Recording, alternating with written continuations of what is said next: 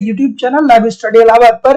तो दोस्तों, जैसा कि आपको पता है कि प्रत्येक दिन शाम को 7 बजे से हम लोग Uttar Pradesh TGT PGT, Jharkhand TGT PGT, Madhya Pradesh state, Madhya Pradesh SET, assistant professor LT grade, GIC lecturer और यूजीसी नेट के साथ साथ दोस्तों उत्तराखंड लेक्चरर के प्रीवियस ईयर क्वेश्चन पेपर को हम लोग देखते हैं। और साथ ही साथ दोस्तों इस सेशन में हम लोग ऐसे प्रश्नों का भी समावेश करते हैं जो प्रश्न इन परीक्षाओं के दृष्टिकोण से महत्वपूर्ण होता है। वही इकोनॉमिक्स की जो हमारी दूसरी क्लास होती है वो लाइव स्टडी इलाहाबाद के मोबाइल एप्लीकेशन पे होती है, जिसका लिंक डिस्क्रिप्शन बॉक्स में दिया गया है। तो लाइव स्टडी इलाहाबाद का मोबाइल एप्लीकेशन डाउनलोड कर लीजिए। यहाँ पे आपको दोस्तों इकोनॉमिक्स के सारे कॉन्सेप्ट पढ़ाए जाते हैं, क्योंकि देखिए कॉन्सेप्ट पढ़ना बहुत ही जरूरी है। जब तक आपके कॉन्सेप्ट क्लियर नहीं है तब तक आपको ऑब्जेक्टिव क्वेश्चन को सॉल्व करने में बहुत सारी कठिनाइयों का सामना करना पड़ता है। तो दोस्तों लाइव स्टडी इलाहाबाद के मोबाइल एप्लीकेशन पे आपके इकोनॉमिक्स के सारे कॉन्सेप्ट आपके सिलेबस के अनुसार पढ़ाए जा रहे हैं। साथ ही साथ दोस्तों इकोनॉमिक्स के छात्रों के साथ एक जो महत्वपूर्ण समस्या होती है वो होती है नोट्स की। या तो नोट्स मिलते नहीं है या मिल भी जाते हैं तो इतने कॉम्प्लिकेटेड होते हैं कि समझ में नहीं आता है क्या पढ़ना है क्या छोड़ना है। तो सिंपल सटीक साधारण भाषा में दोस्तों आपको यहाँ पे नोट्स भी प्रोवाइड किया जा रहा है। साथ ही साथ दोस्तों आपको यहाँ पे टेस्ट सीरीज दिया जा रहा है, ताकि समय समय पे आप टेस्ट दीजिए और अपना इवेल्युएशन करिए कि आपकी तैयारी कैसी चल रही है और आपके एग्जाम में किस प्रकार से प्रश्न पूछे जाते हैं। आपको प्रीवियस ईयर के क्वेश्चन पेपर भी दिए जा रहे हैं दोस्तों, और आपका करंट भी मेरे द्वारा कवर करा दिया जाएगा। तो दोस्तों सारी चीजें मेरे द्वारा कवर कराई जा रही हैं। एक स्ट्रेटजी के मुताबिक आप कॉन्सेप्ट पढ़िए, नोट्स पढ़िए, टेस्ट दीजिए, प्रीवियस ईयर क्वेश्चन पेपर और करंट सब कुछ किया जा रहा है दोस्तों। कहां से प्रश्न बनेंगे, अगर जो ईमानदारी से इस प्रोसेस को फॉलो करते हैं, यूट्यूब पे प्रैक्टिस करते हैं, तो मैं विश्वास और जिम्मेदारी के साथ कह सकता हूं दोस्तों कि बहुत ही कम समय में आप बहुत ही बेहतर ढंग से अपनी तैयारी कर सकते हैं। तो जो हमारी क्लासेस चल रही हैं वो उत्तर प्रदेश टीजीटी पीजीटी के लिए चल रही हैं, झारखंड टीजीटी पीजीटी के लिए चल रही हैं, और झारखंड पीजीटी का डेट अनाउंस हो गया है। तो जो लोग भी एडमिशन नहीं लिए हैं यथाशीघ्र एडमिशन लेकर के तैयारी शुरू कर दीजिए। मध्य प्रदेश स्टेट का क्लास चल रहा है, मध्य प्रदेश सेट का क्लास चल रहा है। तो सेट का भी एग्जाम दोस्तों आपको पता है कि डेट अनाउंस हो गया है। तो जो लोग भी एडमिशन नहीं लिए हैं यथाशीघ्र एडमिशन ले लीजिए। Assistant professor LT grade, GIC lecturer, UGC NET और उत्तराखंड लेक्चरर के अलग अलग क्लासेस चल रही हैं, और आपके अलग अलग बैच में आपके सिलेबस के अनुसार सारी चीजें पढ़ाई जा रही हैं। तो और वैलिडिटी आप कोर्स आपकी लाइफ टाइम होने वाली है। तो एडमिशन लेने का प्रोसेस ये है कि Madhya Pradesh state, Madhya Pradesh SET assistant professor और यूजीसी नेट की फीस 2500 रुपए है। Uttar Pradesh TGT PGT, Jharkhand TGT PGT और उत्तराखंड लेक्चर के साथ साथ अन्य परीक्षाओं की फीस केवल और केवल 2000 रुपए है। तो सिंपली दोस्तों आपको इस नंबर पे फीस पेमेंट करना होगा, गूगल पे, फोन पे या पेटीएम के माध्यम से, और इसका स्क्रीनशॉट आपको इसी व्हाट्सएप नंबर पे सेंड करना होगा। सेम नंबर नीचे भी आ रहा है। किसी भी इंक्वायरी के लिए इस नंबर पे आप कॉल कर सकते हैं या व्हाट्सएप मैसेज भी कर सकते हैं।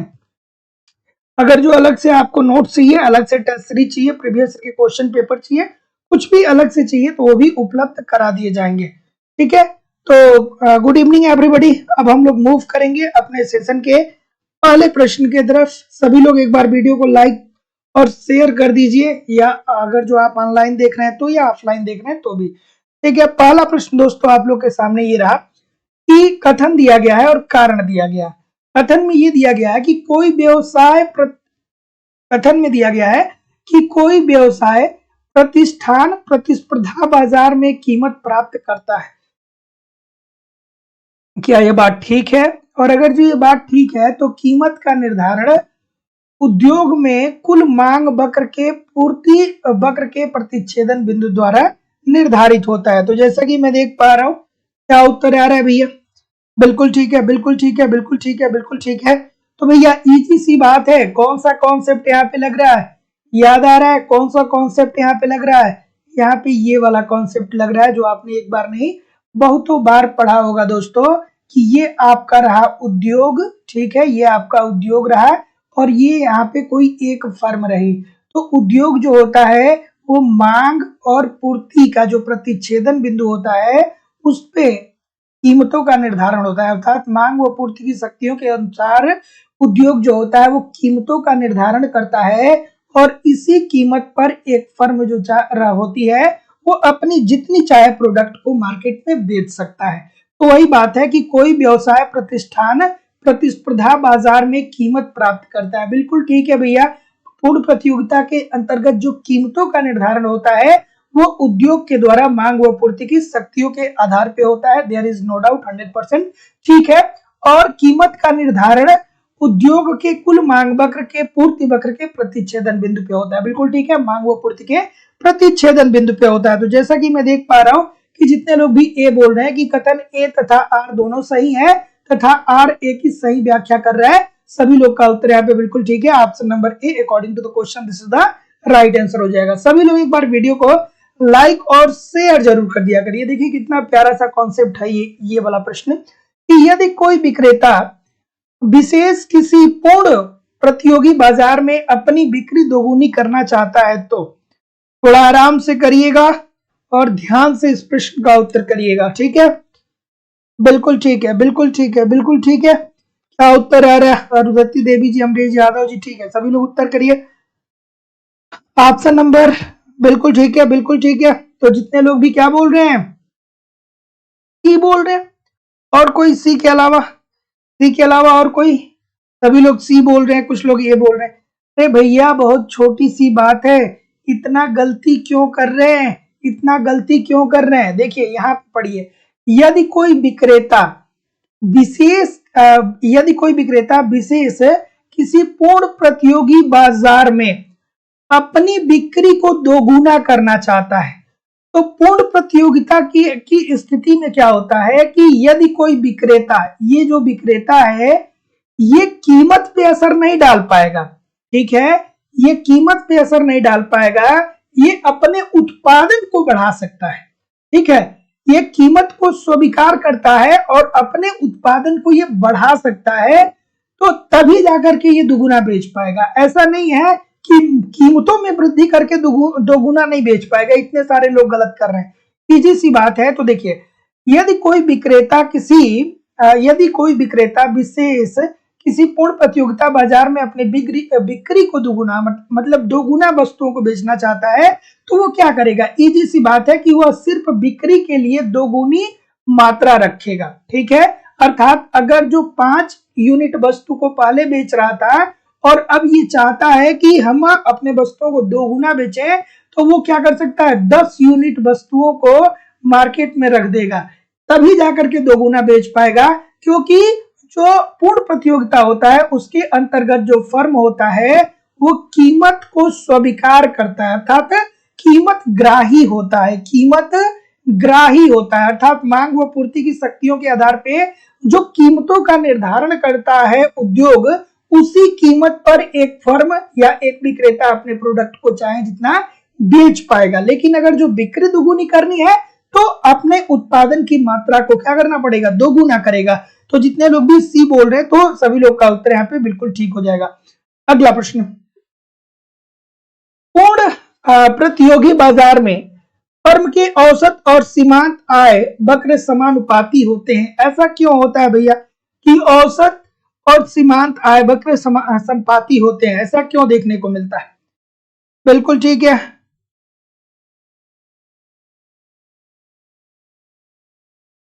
बिल्कुल ठीक है,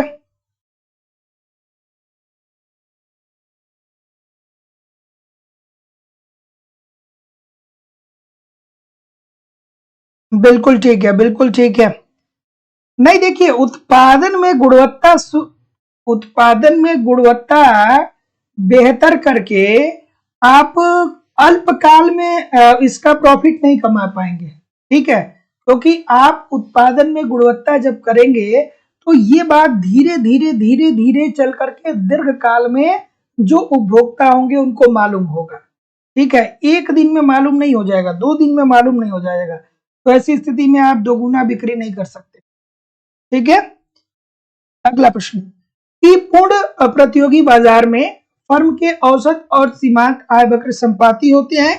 तो ऐसा होता है भैया, तो जैसा कि मैं देख पा रहा हूं कि जितने लोग भी अगेन क्या बोल रहे हैं, ये बोल रहे हैं कि फर्म जो होता है वो कीमत ग्राही होता है। अरे भाई कितनी बार बताऊं, क्यों गलत कर रहे हैं, क्यों गलत कर रहे हैं? ये हुआ हमारा उद्योग और ये हमारा हुआ फर्म। बार बार बोलता हूँ कॉन्सेप्ट पढ़िए, नहीं पढ़ेंगे तो फिर करते रहिए। ठीक है, ये हमारा फर्म हो गया, ये उद्योग हो गया। उद्योग जो मांग व पूर्ति की शक्तियों के आधार पर जो कीमतों का निर्धारण करता है, वही फर्म क्या करता है कि उसे उसी कीमतों को स्वीकार करके अपने प्रोडक्ट को जितने चाहे मार्केट में बेचता है। इजी सी बात है।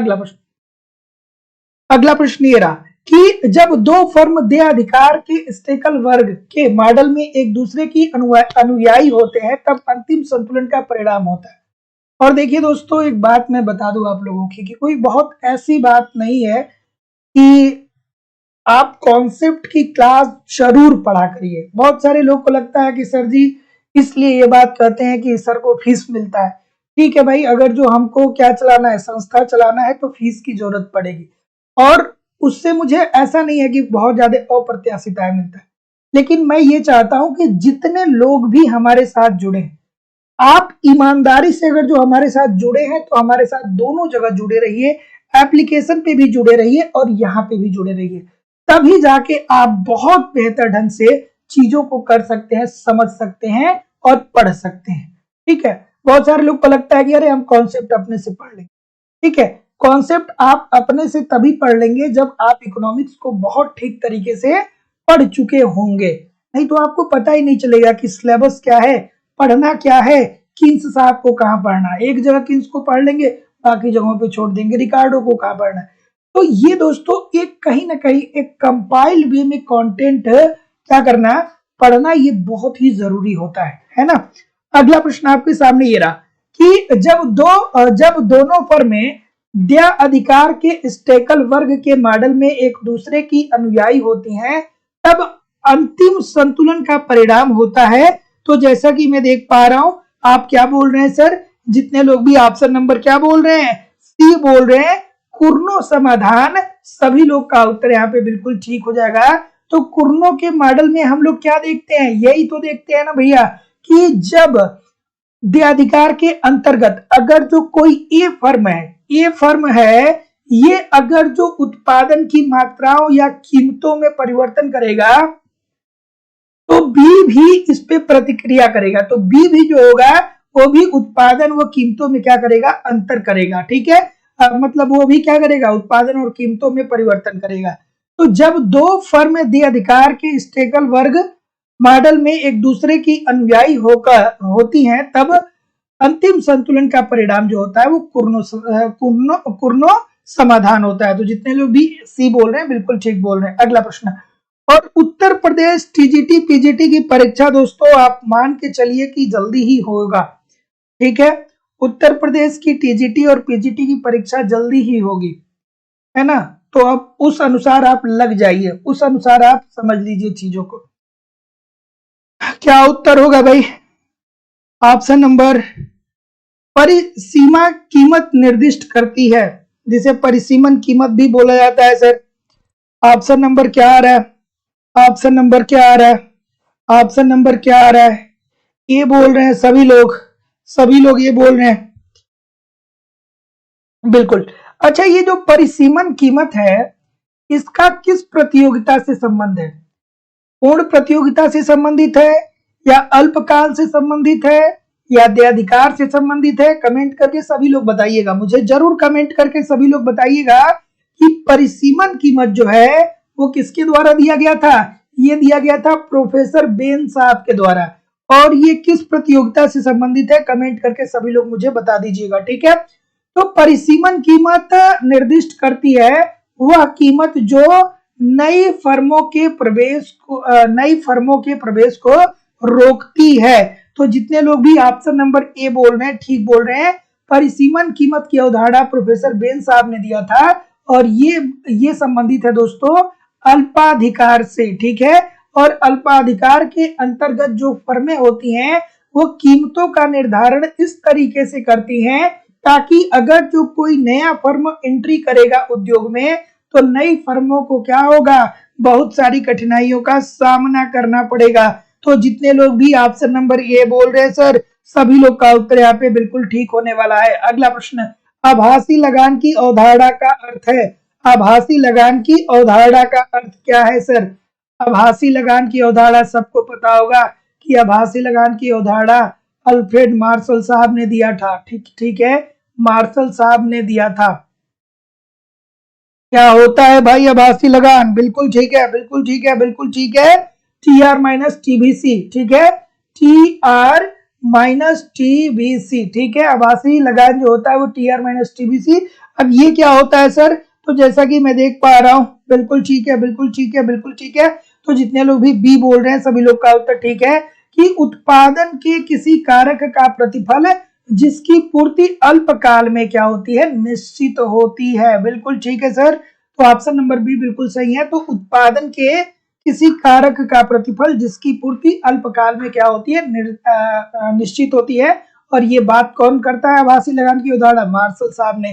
फार्मूला क्या है? TR minus TBC। ठीक है, और एक बात याद रखिएगा कि आभास लगान जो है वो शून्य हो सकता है, लेकिन ये कभी भी ऋणात्मक नहीं हो सकता है। तो इस बात को ध्यान रखिएगा कि आभास लगान 0 हो सकता है, लेकिन ये कभी भी निगेटिव नहीं होगा, ऋणात्मक नहीं होगा। तो जितने लोग भी ऑप्शन नंबर बी बोल रहे हैं ठीक बोल रहे हैं। अगला, कि निम्नलिखित में से कौन सा एक लगान संबंधी रिकार्डो के सिद्धांत में सीमांत भूमि की अवधारणा को निर्दिष्ट करता है?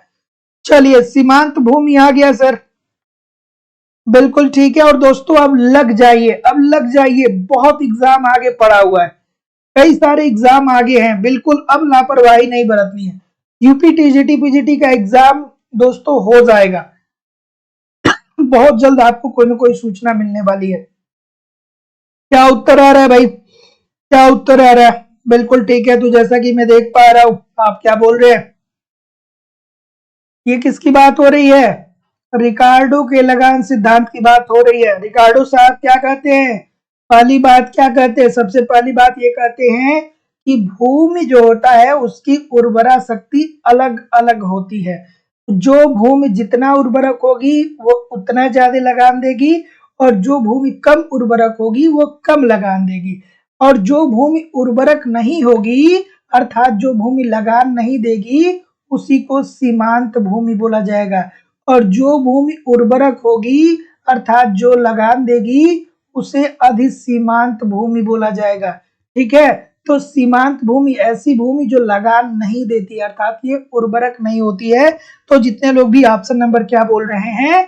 बी बोल रहे हैं कि वह लगान रहित भूमि है, क्योंकि वह उत्पादन लागत के ऊपर कोई अधिशेष उत्पन्न नहीं करता है। बिल्कुल ठीक है।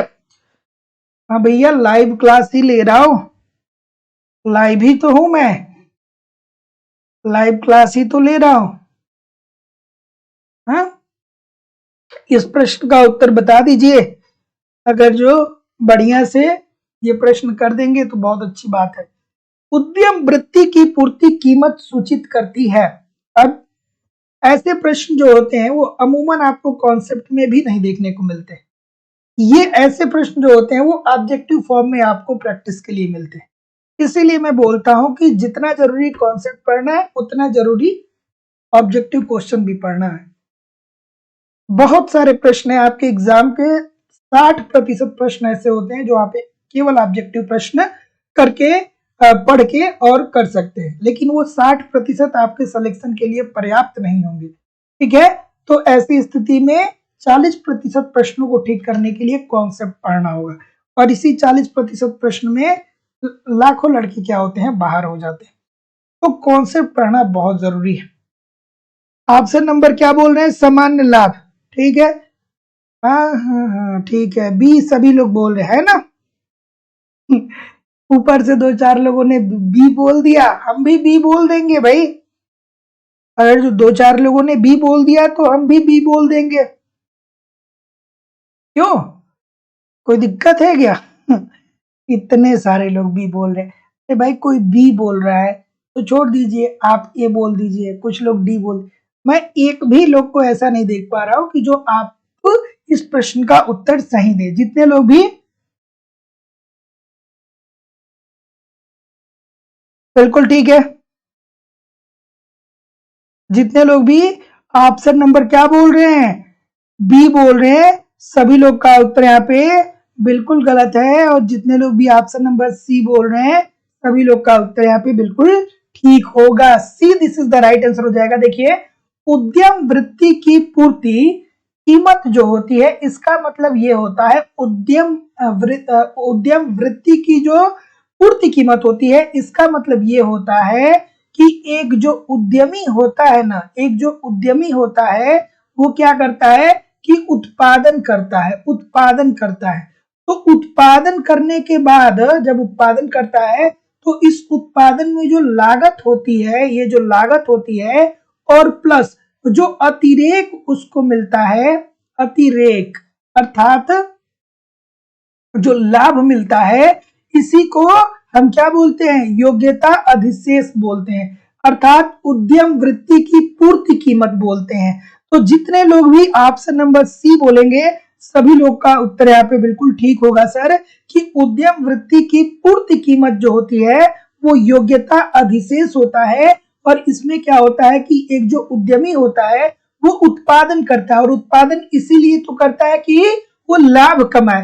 तो उत्पादन जब करेगा तो उसको लागत लगेगी, और लागत लगेगी जब उत्पादन तैयार होगा तो मार्केट में जब बेचेगा तो उसे अतिरेक मिलेगा, अर्थात उसे लाभ मिलेगा। और ये जो अतिरेक मिल रहा है वो किस कारण मिल रहा है, उसकी कार्य योग्यता के कारण उसे अतिरेक मिल रहा है, और इसे ही योग्यता अधिशेष बोला जाता है। तो जितने लोग भी सी बोल रहे हैं सभी लोग का उत्तर यहाँ पे बिल्कुल ठीक हो जाएगा। आज के बाद ये प्रश्न कभी गलत नहीं करिएगा, बिल्कुल ठीक है। अगला प्रश्न कि दो वस्तुओं का दो व्यक्तियों के बीच वितरण तब पैरेटो इष्टतम कहा जाता है जब, इस प्रश्न का उत्तर करिए। बिल्कुल ठीक है, थोड़ा सा सभी लोग वीडियो को लाइक और शेयर कर दीजिए। इतने सारे लोग क्लास देख रहे हैं फिर भी लाइक और शेयर की संख्या क्यों इतनी कम है सर।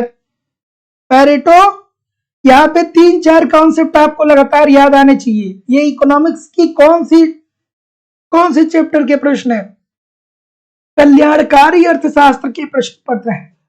कल्याणकारी अर्थशास्त्र जो है उस सेक्शन का ये प्रश्न है। और कल्याणकारी अर्थशास्त्र होता क्या है, तो अर्थशास्त्र की वह शाखा जिसके अंतर्गत मानव के आर्थिक कल्याण का अध्ययन किया जाता है उसे ही कल्याणकारी अर्थशास्त्र कहा जाता है। तो अर्थशास्त्र की वह शाखा जिसके अंतर्गत मानव के कल्याण का अध्ययन किया जाता है उसे ही कल्याणकारी अर्थशास्त्र कहा जाता है। और कल्याणकारी अर्थशास्त्र के अंतर्गत दोस्तों बहुत सारी थियरी मिलती है।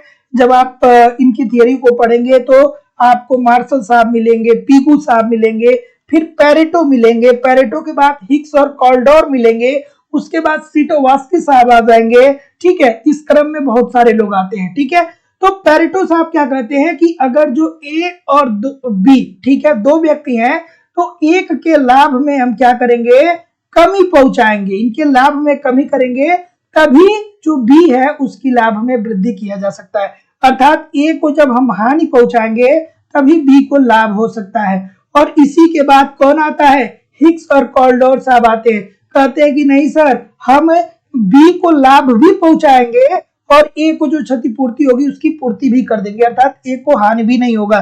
तो जैसा कि मैं देख पा रहा हूं कि बी बोल रहे हैं जितने लोग कि कोई परिवर्तन जो एक व्यक्ति को अधिक खुशहाल बनाता है वह दूसरे को बदतर स्थिति में पहुंचा देता है। तो जितने लोग भी बी बोल रहे हैं सभी लोग का उत्तर यहाँ पे बिल्कुल 100% ठीक होने वाला है सर, कि दो वस्तुओं का दो बिंदुओं के बीच वितरण तब पैरेटो इष्टतम कहा जाएगा जब कोई परिवर्तन जो एक व्यक्ति को अधिक खुशहाल बनाएगा वह दूसरे को बदतर स्थिति में पहुंचा देगा।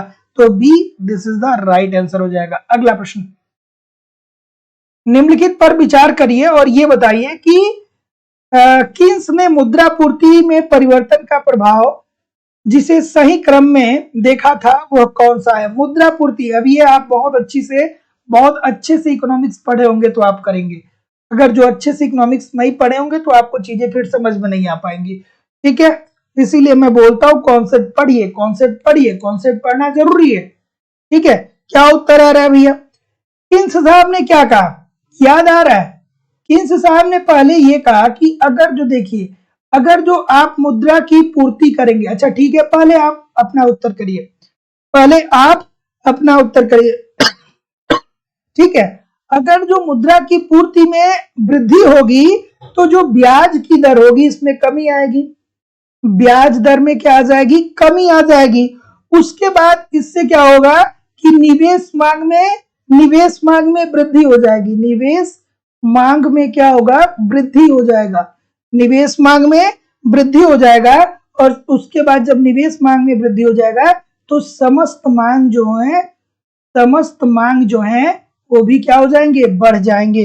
तो जैसा कि मैं देख पा रहा हूं जितने लोग भी डी बोल रहे हैं सर जी कि मुद्रा पूर्ति में वृद्धि होगा तो ब्याज दर में कमी आएगी। मुद्रा पूर्ति में वृद्धि हो रहा है, ब्याज दर में कमी आएगी, तो फिर उससे क्या होगा, निवेश मांग बढ़ेगा। निवेश मांग बढ़ रहा है, उसके बाद समस्त मांग में क्या आ जाएगी, वृद्धि आ जाएगी। बिल्कुल ठीक है। तो जितने लोग भी 4 नंबर बोल रहे हैं अर्थात 4, 3, 1 और 2 सभी लोग का उत्तर बिल्कुल ठीक है। तो दोस्तों ये बात बहुत महत्वपूर्ण है, कापी पेन हो तो लिख लीजिए क्योंकि ये बहुत गहराई से प्रश्न पूछा गया है कि कीन्स ने मुद्रा पूर्ति में परिवर्तनों का प्रवाह जिसे सही क्रम में बताया वो ये था कि उन्होंने कहा कि जब अर्थव्यवस्था में मुद्रा की पूर्ति बढ़ेगी, अगर जो बढ़ेगी तो उससे जो ब्याज की दर है उसमें कमी आएगी, और जब ब्याज की दर में जाहिर सी बात है कि कमी आएगी तो लोग निवेश जो होंगे वो ज्यादा करेंगे। अगर जो ब्याज दर कम होगा, सस्ता लोन मिलेगा तो आप क्या करेंगे, निवेश के लिए मांग ज्यादा करेंगे। 0% ब्याज दर पे अगर जो आपको ऋण मिलने लगे तो आप निवेश बढ़ाएंगे, और जब आप निवेश करेंगे तो ऐसी स्थिति में मांग वो पूर्ति क्रियाशील होगी, आपको आय भी तो मिलेगा। आय मिलेगा तो आपकी जितने भी प्रकार के मांगे होंगी उसमें वृद्धि देखने को मिलेगा। तो जितने लोग भी ऑप्शन नंबर डी बोल रहे हैं बिल्कुल ठीक बोल रहे हैं। अगला, पूंजीगत लाभ का अर्थ क्या होता है? बहुत बार ये एग्जाम में आपके प्रश्न आया। बिल्कुल ठीक है, रागनी सिंह जी, राजन जी बिल्कुल ठीक है, हर्षु मिश्रा जी, रेणु राय जी, निरुपमा सिंह जी, पुष्पिता जी बिल्कुल ठीक है, मीनू यादव जी, दिनेश जी, सुनीता तिवारी जी, हर्षु मिश्रा जी। कल संडे है, मैं सोच रहा हूँ कि आप लोग का मैं महामैराथन में क्लास ले लूं 3-4 घंटे का। ठीक है, अब देखता हूं, फिलहाल अभी तो मैं सोच ही रहा हूं, देखता हूं कल 3-4 घंटे की हो सकता है कि क्लास में लूंगा। ठीक है, बिल्कुल। इस प्रश्न का उत्तर बताइए सर, इस प्रश्न का उत्तर बताइए कि पूंजीगत लाभ का अर्थ क्या होता है? तो पूंजीगत लाभ का अर्थ ये होता है सर जी, इजी सी बात है, थोड़ी बहुत सारे लोग गलत कर रहे हैं। संपत्ति, एक सेकेंड, इतने सारे लोग गलत, थोड़ा हिंदी पढ़िए, थोड़ा सा हिंदी पढ़िए, थोड़ा सा हिंदी पढ़िए। देखिए भैया, इजी सी बात है, जब पूंजीगत लाभ होता है तो इसमें क्या देखने को मिलता है? इसमें ये देखने को मिलता है कि जो पूंजी परिसंपत्ति होता है उसके जितने भी लाभ होते हैं सभी में लाभ बढ़ता है। मतलब पूंजीगत लाभ के अंतर्गत पूंजी परिसंपत्ति में सकल लाभार्जन होता है। तो यहाँ पे सी होना चाहिए ना, इतने सारे लोग गलत कर रहे हैं। तो जितने लोग भी सी बोलेंगे सभी लोग का उत्तर यहाँ पे बिल्कुल ठीक हो जाएगा कि जो पूंजी परिसंपत्ति होगा उस पर सकल लाभार्जन देखने को मिलेगा। तो जितने लोग भी यहाँ पे सी बोलेंगे सर, सभी लोग का उत्तर यहाँ पे बिल्कुल ठीक होने वाला है। इजी सी बात है, ध्यान में रखिएगा और याद रखिएगा कि पूंजीगत लाभ का अर्थ होता है पूंजी परिसंपत्ति पर सकल लाभार्जन। Option number C, this is the right answer हो जाएगा। अगला प्रश्न आपके सामने ये रहा, निम्नलिखित, एक सेकेंड, ठीक है, अर्थशास्त्रियों और उनके द्वारा प्रतिपादित सिद्धांतों के निम्नलिखित युग्मों में से कौन सा एक सही सुमेलित है? सभी लोगों से निवेदन है कि एक बार वीडियो को लाइक और शेयर जरूर कर दिया करिए। सभी लोगों से निवेदन है कि एक बार वीडियो को लाइक और शेयर जरूर कर दिया करिए। झारखंड पीजीटी, अच्छा ठीक है, झारखंड पे भी देखा जाएगा। ठीक है, बिल्कुल ठीक है, चलिए ठीक है। सी जो होगा वो राइट आंसर ज्यादा होगा, है ना? क्या उत्तर आ रहा है सर?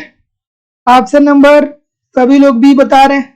तो जितने लोग भी बी बता रहे हैं, क्या आपका उत्तर ठीक है सर? हाँ जी बिल्कुल ठीक है। जितने लोग भी हर्षमैन की बात बोल रहे हैं कि ये असंतुलित समृद्धि की रणनीति बनाते हैं, सभी लोग का उत्तर यहाँ पे बिल्कुल ठीक है। हर्षमैन के साथ कौन कौन है, इनके साथ साथ कौन कौन खड़ा है, थोड़ा कमेंट करके बताइए मुझे आप। ठीक है, हर्षमैन के साथ कौन कौन है, मतलब कौन कौन असंतुलित समृद्धि की रणनीति की के पक्ष में सहमत है। मतलब जितने भी क्षेत्र हैं सभी क्षेत्रों में आप समान रूप से निवेश न करिए, आप उन क्षेत्रों में निवेश करिए जहां पे आपको लाभ ज्यादा मिल सकते हैं, और जब वहां पे लाभ आपको जो मिल रहा है उस लाभ को जो दूसरा अलग जो क्षेत्र छोड़े गए हैं उन क्षेत्रों में आप निवेश करिए। इस तरीके से अर्थव्यवस्था आपकी सुचारू रूप से आगे बढ़ जाएगी। अगला प्रश्न, इस प्रश्न का प्रदर्शन प्रभाव का अर्थ है, प्रदर्शन प्रभाव का अर्थ क्या होता है भाई? प्रदर्शन प्रभाव का अर्थ क्या होता है? ठीक है, प्रदर्शन प्रभाव प्रेविस सीगर और कौन? रोजेस्टीन रोडान किधर थे? संतुलित या असंतुलित? ठीक है, बताइए सर। प्रदर्शन प्रभाव, प्रदर्शन प्रभाव, प्रदर्शन प्रभाव की बात कौन करता है? ड्यूजेनबरी, ड्यूजेनबेरी साहब, और साथ ही साथ में एक और अर्थशास्त्री, कौन? एडम स्मिथ साहब। क्या बोलते हैं, क्या बोलते हैं ड्यूजेनबरी साहब? खास करके अगर जो प्रदर्शन प्रभाव की बात किया जाए तो दोस्तों ये ड्यूजेनबरी से ही संबंधित होना चाहिए, ठीक है। लेकिन कहीं कहीं पे एडम स्मिथ को भी कहा गया है कि बाद में चल के ये भी सेम बात ही करते हैं, तो इसलिए एक सेकेंड, ठीक है, हाँ एक सेकेंड रुक जाइएगा। ठीक है, तो प्रदर्शन प्रभाव का अर्थ क्या होता है कि हम क्या करेंगे, हम क्या करेंगे? उपभोग का अनुकरण करेंगे। प्रदर्शन प्रभाव के अंतर्गत ड्यूजेनबरी साहब ने ये कहा, सॉरी स्मिथ नहीं, रैगनर नर्स, ठीक है, मैंने देखिए गलत बोल दिया, रैगनर नर्स होगा, ठीक है, सॉरी। प्रदर्शन प्रभाव जो है वो एडम स्मिथ से नहीं, ड्यूजेनबरी और रैगनर नर्स थे, ठीक है। तो देखिए प्रदर्शन प्रभाव में इन्होंने क्या कहा, प्रदर्शन प्रभाव में ये कहा कि जो एक निम्न आय वर्ग के लोग होते हैं वो अपने से उच्च आय वर्ग के लोगों के लाइफस्टाइल को अपनाने का प्रयास करते हैं, ठीक है। जैसे एक गरीब है और पड़ोस में एक अमीर है, मतलब एक ही जो आय है, राजू जो है वो कितना करता है, वो राजू जो है वो 5,000 रुपए महीने कमाता है, और राजू का जो पड़ोसी है वो है कौन? राजू का पड़ोसी कौन हो गया? मोहन, ठीक है। तो जो मोहन है वो 50 लाख रुपए पर महीने कमाएगा, तो 50 लाख रुपए पर महीने ये मोहन कमाता है, तो ये बहुत सारी विलासिता की वस्तु रखता है, बड़ी बड़ी गाड़ियां रखता है, ठीक है, इसकी बहुत बड़ी बड़ी गाड़ियां रखता है, बहुत अच्छी अच्छी मतलब विलासिता की वस्तुएं रखता है। तो राजू जो है जब इसके पैसा आएगा, तो इसके पास पैसा जब राजू के पास आएगा तो मोहन की क्या करेगा? लाइफस्टाइल को कॉपी करने का प्रयास करेगा। तो ये जो राजू है ना, इसका उपभोग व्यय जो होता है वो मोहन के कारण निर्धारित होता है, ठीक है। तो यही होता है दोस्तों प्रदर्शन प्रभाव। तो जितने लोग भी बी बोल रहे हैं सभी लोग का उत्तर यहाँ पे बिल्कुल ठीक हो जाएगा। अगला प्रश्न, आप भी देखते होंगे आपके आस पड़ोस में या आपके रिलेटिव में जो सबसे ज्यादा अमीर होगा ना, उसी के बारे में आप सोचते होंगे कि अरे भैया हमारे चाचा, हमारे मामा, उनके पास ये गाड़ी है, उनके पास ये गाड़ी, हम भी जब पैसा मिलेगा तो वही खरीदेंगे, है ना। तो आप क्या करें, आपका जो उपभोग व्यय है वो आपके रिक्वायरमेंट के आधार पे नहीं निर्धारित हो रहा है, आपका उपभोग व्यय जो है वो दूसरे की लाइफस्टाइल को कॉपी करने के चक्कर में आपका उपभोग व्यय जो है वो निर्धारित हो रहा है ना। अगला प्रश्न, सर बता दीजिए कि अवमूल्यन की सफलता के लिए मार्शल लर्नर की शर्त पूरी होनी चाहिए, क्या होती है सर? मार्शल और लर्नर की शर्त क्या है? अच्छे स्टूडेंटों की पहचान होती है, कमेंट कर देते हैं कि सर जी EX plus EM greater than होना चाहिए 1 के, अर्थात ये जो होता है ये अनुकूल प्रभाव डालता है। 3 शर्त बताते हैं ना, E X plus E M is equal to 1, E X plus E M less than 1 और E X plus E M greater than 1 के। तो ये जो है वो क्या करता है कि ये प्रतिकूल असर, ये अनुकूल असर डालता है, मतलब अच्छा असर डालता है।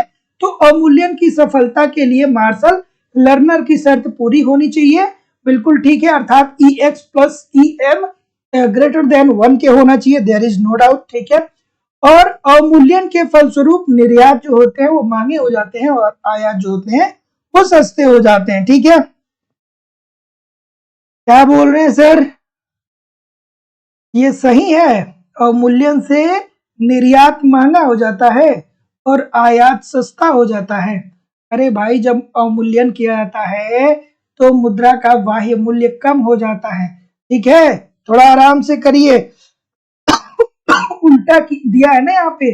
निर्यात जो होगा वो क्या होगा, निर्यात जो होगा वो सस्ता हो जाएगा, सस्ता हो जाएगा, और आयात जो होगा वो महंगा हो जाएगा, ठीक है, महंगा हो जाएगा। आयात महंगा हो जाता है ना सर, इसीलिए तो कहा जाता है ना कि अवमूल्यन हम करते हैं ताकि भुगतान असंतुलन की समस्या को हम लोग दूर कर सके। तो ऐसी स्थिति में जितने लोग भी सी बोलेंगे ए सही है, किंतु आर गलत है। सभी लोग का उत्तर यहाँ पे बिल्कुल ठीक है। तो बात समझ में आई कि नहीं आई? तो अवमूल्यन की सफलता के लिए मार्शल लर्नर की शर्त पूरी होनी चाहिए, बिल्कुल ठीक है। और अवमूल्यन के फलस्वरूप जो होते हैं वो निर्यात महंगे नहीं होते, निर्यात जो होते हैं वो सस्ते हो जाते हैं और आयात जो होते हैं वो क्या होते हैं, महंगे हो जाते हैं। तो ये वाला तो गलत हो गया सर, आर वाला गलत हो गया। तो जितने लोग भी सी बोल रहे हैं ठीक बोल रहे हैं। अगला, ये झारखंड पीजीटी सिलेबस के अनुसार एमसीक्यू करवाए, मनोहर जी कह रहे हैं। ये जितने लोग भी झारखंड से जुड़े हैं, आपके दिमाग में केमिकल लोचा कौन डाला है? केमिकल लोचा कौन डाला है? अरे भाई, जितना सिलेबस है, ये जो प्रश्न बताए जा रहे हैं, ये इसी में से प्रश्न पूछे जाएंगे। वो बात अलग है कि आपकी झारखंड पीजीटी में इतना लंबा प्रश्न नहीं पूछेगा, लेकिन इसी में से पूछ लेगा, डब्ल्यूटीओ से ही पूछ लेगा। झारखंड के जितने भी बच्चे हैं, पता नहीं क्यों इतना परेशान हो रहे। कई सारे लोग कहते हैं सर इंडियन इकोनॉमी कराइए। इंडियन इकोनॉमी में कितने प्रश्न बनते हैं? इंडियन इकोनॉमी में कितने प्रश्न बनते हैं? बार बार मैं आपको एक ही प्रश्न कराऊं कि जब राष्ट्रीय आय में कृषि क्षेत्र का योगदान घटता है और सेवा और औद्योगिक क्षेत्र का योगदान बढ़ता है तो देश आर्थिक समृद्धि के, आर्थिक विकास के पथ पे जा रही है।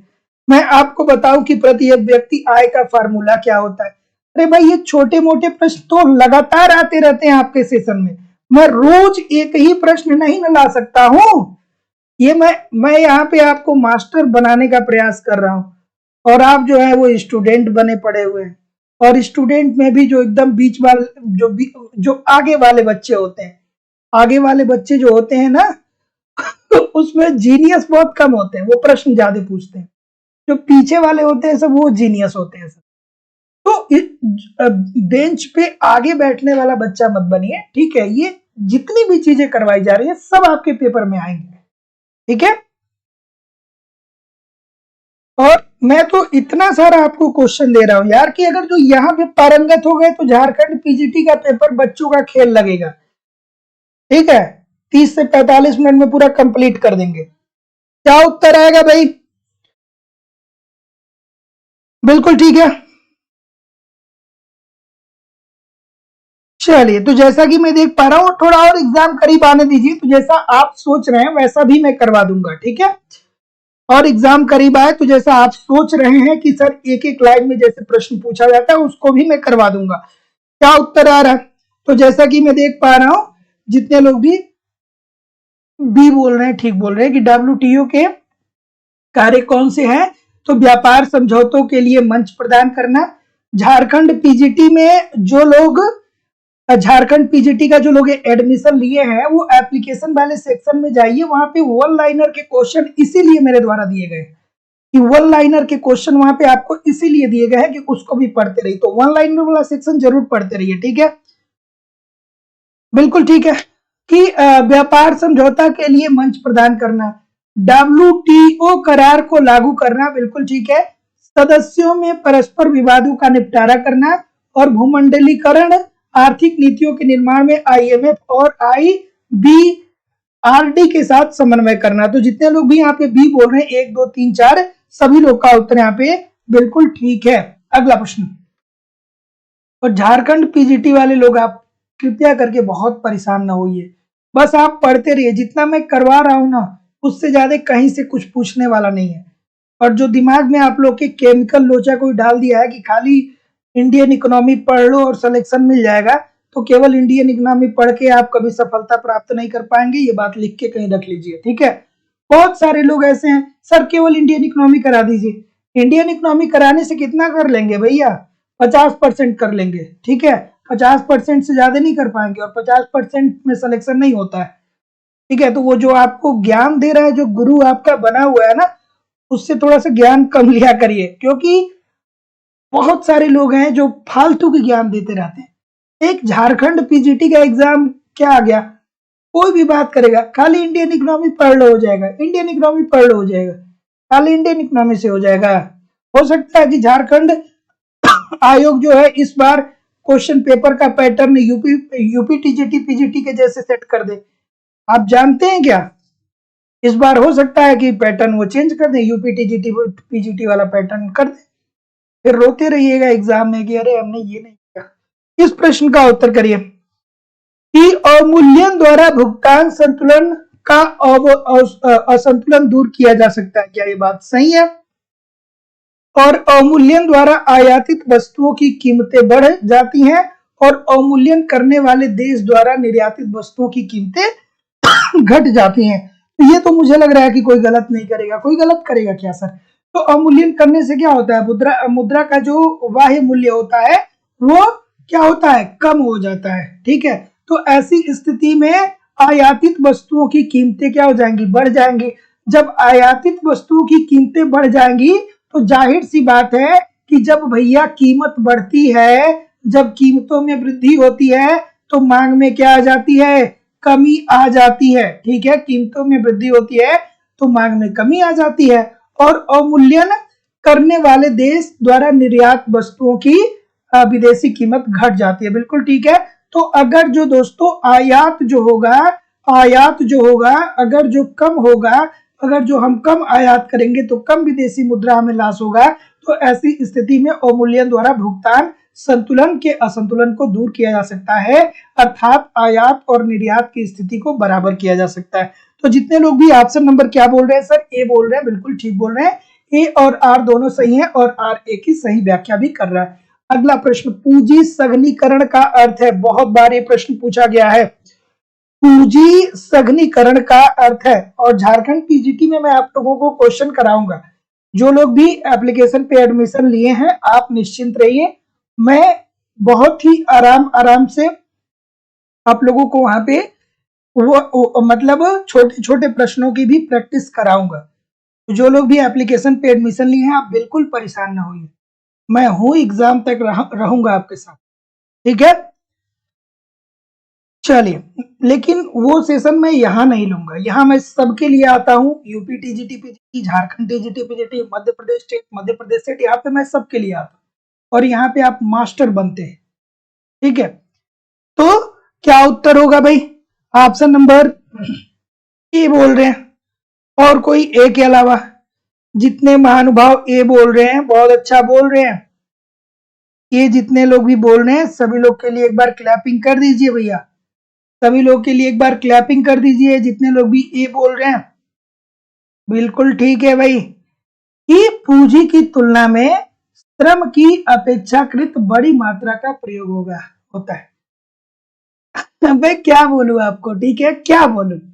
पूंजी सघन में क्या होता है? पूंजी सघन में ये होता है ना कि आप बड़ी टेक्नोलॉजी लेके आते हैं, ठीक है। अर्थात एक स्थिति ऐसी होती है जब क्या होता है कि 10 वस्तुओं का उत्पादन करने के लिए आपको 10 लोग लगते हैं, ठीक है। 10 वस्तुओं का उत्पादन कर, यानी एक स्थिति तब होती है जब 100 वस्तुओं का उत्पादन करने के लिए 10 लोग लगते हैं। और वहीं जब आपकी अच्छी टेक्नोलॉजी आ जाती है तो 100 वस्तुओं का उत्पादन करने के लिए 1 लोग लगते हैं, क्योंकि यहाँ पे तकनीकी जो होती है वो बेहतर आ चुकी होती है। ठीक है, तो ऐसी स्थिति में क्या होगा सर, क्या होगा, ये होगा क्या, सी होगा ना, कि पहले से ही विद्यमान उत्पादन में प्रति मजदूर पूंजी में वृद्धि, अर्थात अब क्या होगा, पूंजी सघनीकरण का मतलब ये हो जाएगा कि हम अपने टेक्नोलॉजी पे ज्यादा खर्च करके श्रमिकों की मात्रा को क्या कर दे रहे हैं, कम कर दे रहे हैं। ठीक है, तो अच्छी टेक्नोलॉजी ला रहे हैं, पूंजी के माध्यम से अच्छी टेक्नोलॉजी ला रहे हैं, और इस टेक्नोलॉजी के चलते एक श्रमिक जो मतलब एक इस टेक्नोलॉजी के लाने के चलते श्रमिकों की मात्रा में कमी आ रही है और उत्पादन का स्तर बढ़ रहा है। तो इसे ही तो पूंजी सघनीकरण बोलते हैं ना सर। तो जितने लोग भी सी बोल रहे हैं सभी लोग का उत्तर यहाँ पे बिल्कुल ठीक हो जाएगा। अगला, पाटने का लक्ष्य होता है कि किसी बाहरी देश में, पाटना अर्थात क्या बोलते हैं सर दोस्तों, इसे राशिपातन, राशिपातन भी बोलते हैं, क्या बोलते हैं सर, और क्या बोलते हैं, डंपिंग भी बोलते हैं, डंपिंग भी बोलते हैं या पाटना भी बोलते हैं, और क्या बोलते हैं, याद आ रहा है तो बता दीजिए क्या होता है, डंपिंग, राशिपातन या पाटना, ये क्या होता है। बिल्कुल ठीक है, बिल्कुल ठीक है, बिल्कुल ठीक है। तो पाटने का मतलब देखिए, आज के बाद कभी भूलिएगा नहीं, डंपिंग क्या होता है या राशिपातन क्या होता है। ये होता ये है कि जब आप अपने देश में निर्मित वस्तुओं को दूसरे देश में ज्यादा बेचना चाहते हैं, अर्थात आप अपने निर्यात को क्या करना चाहते हैं, निर्यात को बढ़ाना चाहते हैं। ठीक है, चलिए पहले आप उत्तर बताइए फिर मैं बता रहा हूं। ठीक है, बिल्कुल ठीक है। तो देखिए, पाटने का मतलब ये होता है कि जो वस्तु आपके देश में बनी हुई है, ठीक है, इस वस्तु को विदेशों में आप क्या करते हैं, कम कीमत पर बेचते हैं, कम कीमत पर बेचते हैं। विदेशों में क्या करते हैं, कम कीमत पे बेचते हैं। तो कम कीमत पर बेचेंगे तो जाहिर सी बात है कि आपका जो निर्यात होगा उसमें वृद्धि देखने को मिलेगा। तो पाटने का मतलब ये होता है कि एक देश में बनी वस्तुएं जो है वो जब दूसरे देश में जाएगी तो दूसरे देश में उस वस्तु की कीमत जो होगी वो कम होगी, और इसी प्रक्रिया को क्या बोलते हैं दोस्तों, राशिपातन बोलते हैं। क्यों ऐसा किया जाता है, इसके मुख्य रूप से 2 कारण हो सकते हैं। पहला कारण यह हो सकता है कि हमारे देश में जितनी मांग है उससे ज्यादा हमने क्या कर ली है, पूर्ति कर ली है, मतलब हमारे पास उत्पादन ज्यादा हो गया है। तो ऐसी स्थिति में उत्पादन अतिरेक को खपत करने के लिए हम क्या करते हैं कि अंतरराष्ट्रीय बाजार में इसे सस्ते मूल्य पर बेच देते हैं। दूसरी स्थिति क्या हो सकती है कि हम अपने आप को अंतरराष्ट्रीय बाजार में क्या करना चाहते हैं, अंतरराष्ट्रीय बाजार में स्थापित करना चाहते हैं। जैसा कि चाइना ऐसा करता है, चाइना करता है कि अपनी वस्तुओं को विदेशों में बहुत ही कम कीमतों पे बेचता है। ठीक है, तो जितने लोग भी ऑप्शन नंबर यहाँ पे क्या बोल रहे हैं, बी बोल रहे हैं कि निम्न कीमत वाली वस्तुओं की बाढ़ ला देना, सभी लोग का उत्तर ठीक है। अगला प्रश्न, निम्नलिखित में से कौन सा एक विदेशी प्रत्यक्ष निवेश की प्रमुख विशेषता है। देखिए दोस्तों, एफडीआई, अगर जो आप 2015 में कॉलेज में पढ़ रहे होंगे, आप बीए कर रहे होंगे चाहे एमए कर रहे होंगे, ठीक है, तो एफडीआई का एक बहुत ही हॉट टॉपिक था जहां पे आपको डिबेट करने के लिए दिया जाता था कि प्रत्यक्ष विदेशी निवेश जो है वो भारत के लिए सही है कि नहीं है, क्योंकि उसी टाइम प्रधानमंत्री नरेंद्र मोदी जी जो थे उन्होंने इस पे प्रत्यक्ष विदेशी निवेश पे बहुत बड़ा मतलब कदम उठाया था। तो सभी लोग कमेंट करके बताइए। और दोस्तों, हमारी इकोनॉमिक्स की जो दूसरी क्लास होती है वो लाइव स्टडी इलाहाबाद की मोबाइल एप्लीकेशन पे होती है, जिसका लिंक डिस्क्रिप्शन बॉक्स में दिया गया है। मैं आपको जिम्मेदारी और विश्वास से कह रहा हूं कि अगर जो एप्लीकेशन पे आप ईमानदारी से इकोनॉमिक्स के सारे कॉन्सेप्ट पढ़ रहे हैं, वहां पे आपको सारे कॉन्सेप्ट पढ़ाए जा रहे हैं। साथ ही साथ दोस्तों, आपको कंप्लीट इकोनॉमिक्स के नोट्स सिंपल, सटीक, साधारण भाषा में दिए जा रहे हैं। तो आप इकोनॉमिक्स के नोट्स को भी पढ़ते रहिए। टेस्ट सीरीज दिए जा रहे हैं, एक टेस्ट दीजिए, फिर देखिए कि गलती कहां हो रही है, फिर उसके कॉन्सेप्ट को पढ़िए और अगला टेस्ट दीजिए, फिर पिछली वाली गलती अगले टेस्ट में नहीं होना चाहिए। प्रीवियस ईयर के क्वेश्चन पेपर में दे रहा हूं ताकि आपको पता चल पाए कि आपकी तैयारी, आपके एग्जाम में किस प्रकार से प्रश्न पूछे जाते हैं, और करंट भी मैं प्रोवाइड करा रहा हूं। तो दोस्तों सिंपल सटीक साधारण भाषा में आप बहुत ही आराम से इन सारी प्रोसेस को फॉलो कर लेंगे तो कम समय में बेहतर ढंग से दोस्तों आप सारी चीजों को समझ सकते हैं और इकोनॉमिक्स बहुत बेहतर ढंग से दोस्तों आपकी तैयार हो सकती है। तो एडमिशन ओपन है दोस्तों। Uttar Pradesh TGT PGT, Jharkhand TGT PGT, Madhya Pradesh state UGC NET, LT grade, GIC lecturer और साथ ही साथ दोस्तों उत्तराखंड लेक्चरर के अलग अलग क्लासेस उपलब्ध हैं। एडमिशन फीस केवल और केवल 2000 रुपए है लाइफ टाइम की वैलिडिटी के साथ। तो आपको इस नंबर पे गूगल पे, फोन पे या पेटीएम के माध्यम से दोस्तों 2000 रुपए फीस पेमेंट करना होगा और उसका स्क्रीनशॉट आपको इसी व्हाट्सएप नंबर पे सेंड करना होगा। कोई भी इंक्वायरी होगी तो इस नंबर पे कॉल या व्हाट्सएप मैसेज कर सकते हैं। तो जैसा कि मैं देख पा रहा हूँ क्या उत्तर आ रहा है सर, तो जितने लोग भी यहाँ पे डी बोल रहे हैं सभी के सभी लोग क्या बोल रहे हैं, गलत बोल रहे हैं। देखिए एफडीआई की अगर जो बात करें दोस्तों, अर्थात प्रत्यक्ष विदेशी निवेश की बात करें तो इसमें क्या होता है, इसमें जैसे मान लीजिए कि रूस हो गया, ठीक है, या जापान हो गया, तो रूस हो गया या जापान हो गया, तो रूस और जापान आएगा क्या, भारत में आएगा, ठीक है। ये कहां पे आएगा, ये अपने देश में आएगा और ये क्या करेगा कि अपनी टेक्नोलॉजी के ये क्या करेगा, ये रूस और जापान जो आएगा वो अपना पैसा लेकर के आएगा और अपना पैसा लेकर के आएगा और यहाँ पे क्या करेगा कि किसी फर्म की स्थापना करेगा।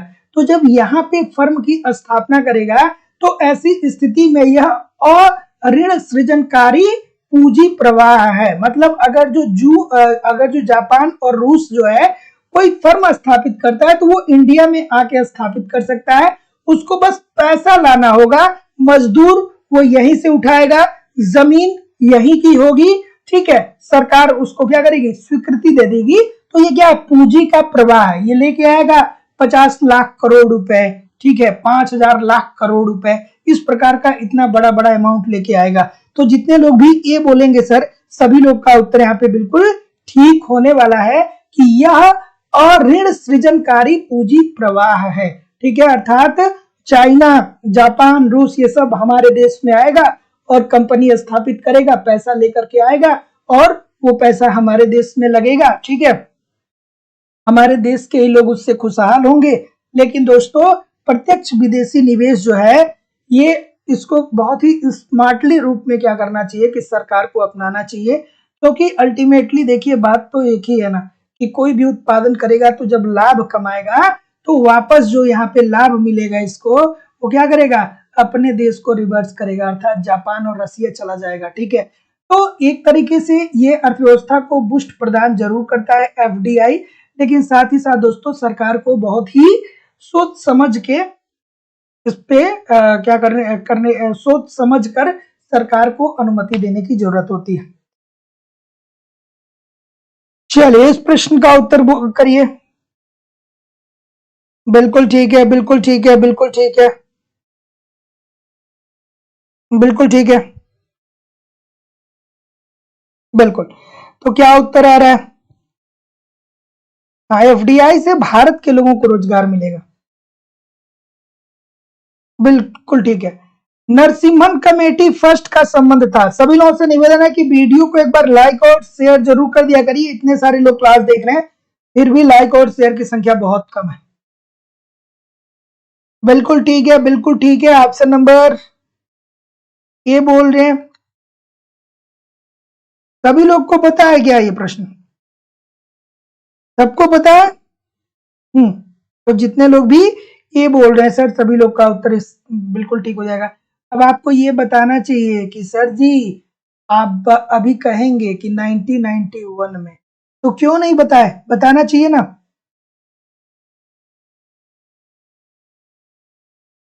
बिल्कुल, तो जितने लोग भी ए बोल रहे हैं बिल्कुल सही है सर कि नरसिम्हन कमेटी फर्स्ट का जो संबंध है वो बैंकिंग क्षेत्र में सुधारों से है और नरसिम्हन कमेटी जो है कब अस्तित्व में आता है, 1991 में आता है। अगला,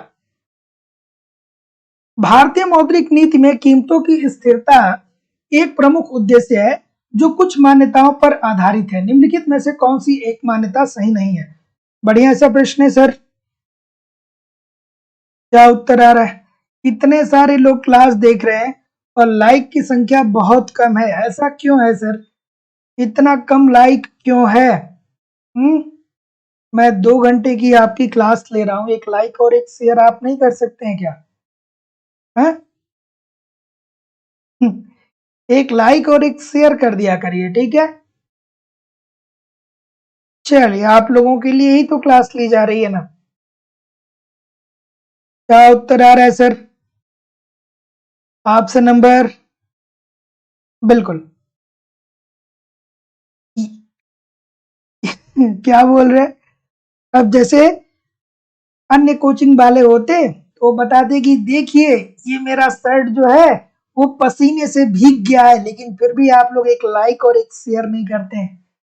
बट ये हमारी कोई प्रवृत्ति नहीं है कि मैं आपको बताऊं कि पसीने से मैं भीग गया हूं, मैं क्लास ले रहा हूं और आप लोग एक लाइक और एक शेयर नहीं कर रहे। ये मेरी प्रवृत्ति नहीं है। अन्य जगहों पे मैं बहुत सारे लोग को देखता हूँ अननेसेसरी ड्रामा करते हैं, जैसे लगता है कि वो पढ़ा करके स्टूडेंटों पे बहुत बड़ा एहसान कर रहे हैं।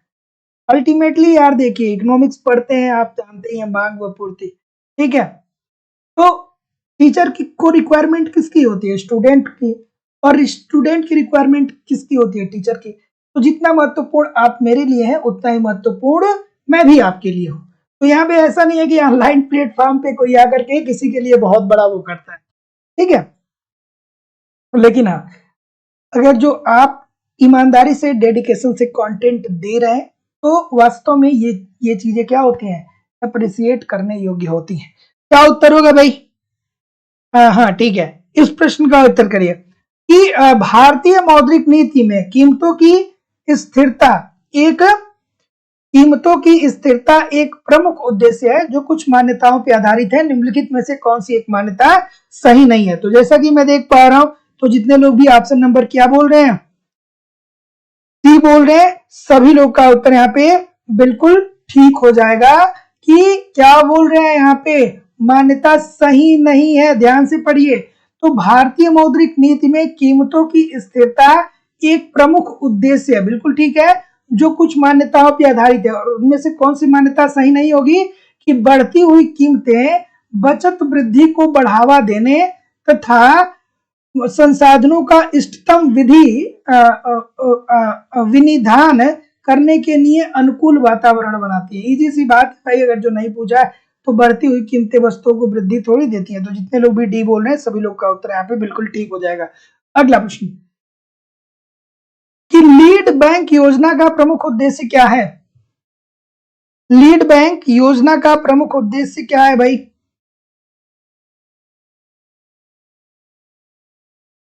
ठीक है,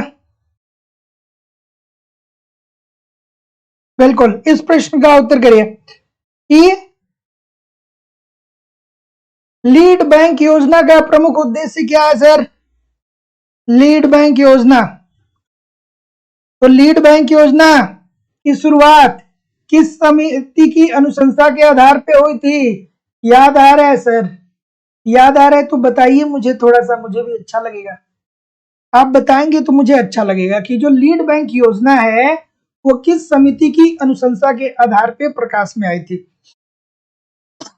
ठीक है, तो जितने लोग भी सी बोल रहे हैं सर, सभी लोग का उत्तर यहाँ पे बिल्कुल ठीक है कि एक एक बैंक सघन विकास के लिए पृथक पृथक जिलों को अपनाए। तो जितने लोग भी ऑप्शन नंबर क्या बोल रहे हैं? जितने लोग भी ऑप्शन नंबर सी बोल रहे हैं सभी लोग का उत्तर ठीक है। और लीड बैंकिंग योजना जो है वो नरसिम्हन समिति, ठीक है, नरसिम्हा समिति की अनुशंसा के आधार पे प्रकाश में आता है। कब? 1969 में।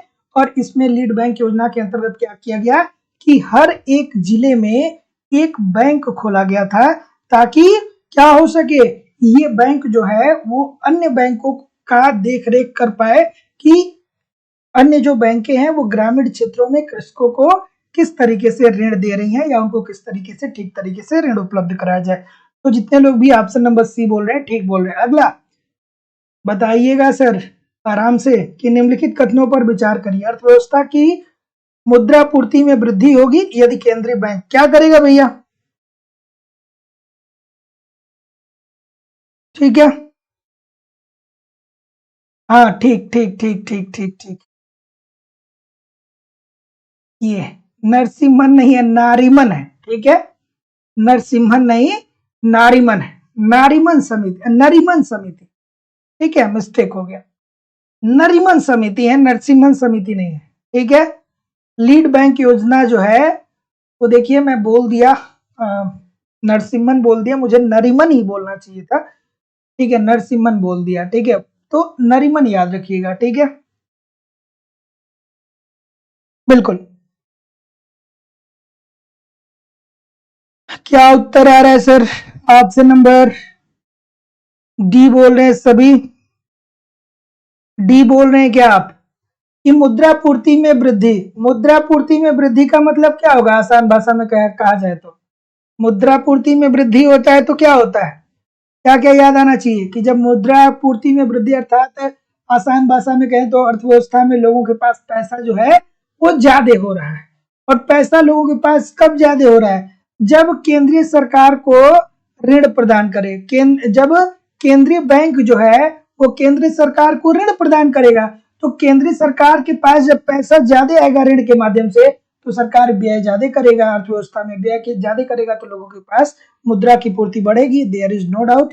व्यवसायिक बैंकों के लिए ऋण जुटा है, बिल्कुल ठीक है, व्यवसायिक बैंकों को भी अगर जो केंद्रीय बैंक ऋण देगा तो व्यवसायिक बैंक भी चाहेंगे कि हम भी जनता को क्या करें, ज्यादा से ज्यादा ऋण दें, ठीक है, तो भी मुद्रा की पूर्ति बढ़ जाएगी।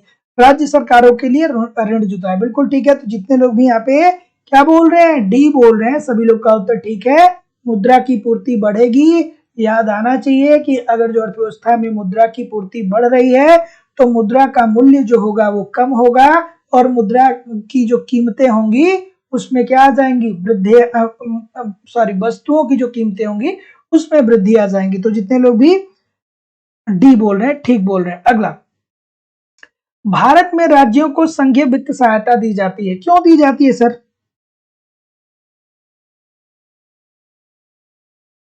ठीक है,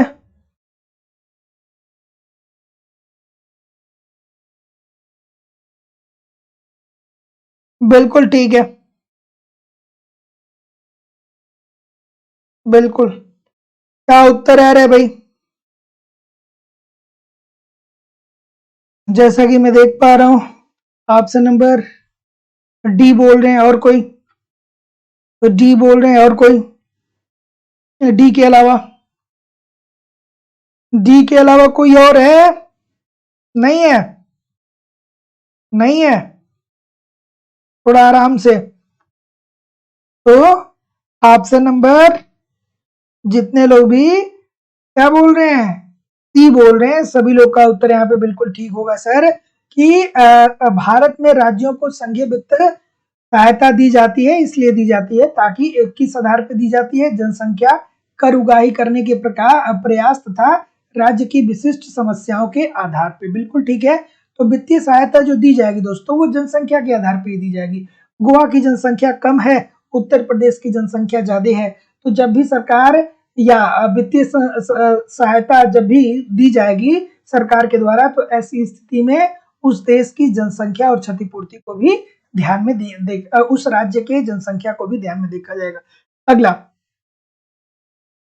कि भारत में बेरोजगारी की दर को बेरोजगार व्यक्ति की संख्या के कुल, बताइए सर।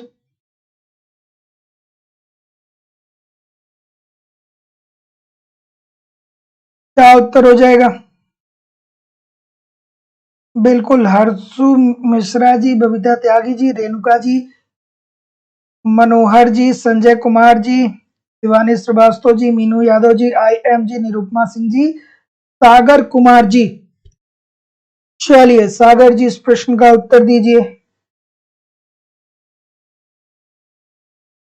विकास कुमार मिश्रा जी, सागर कुमार जी भी काफी अच्छे स्टूडेंट हैं, बहुत दिनों से ये कमेंट करते हैं, ऑफलाइन क्लास करते थे, शायद आज पहली बार लाइव जुड़े हुए।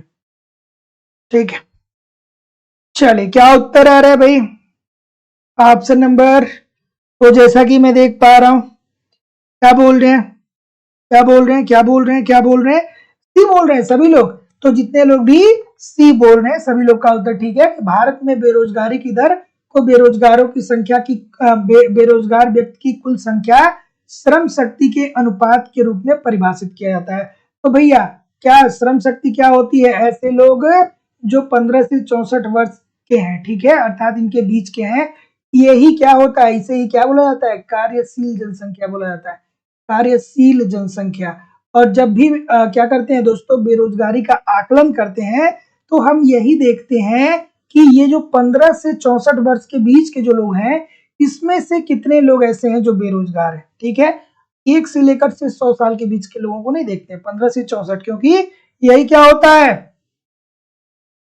कार्यशील जनसंख्या होता है।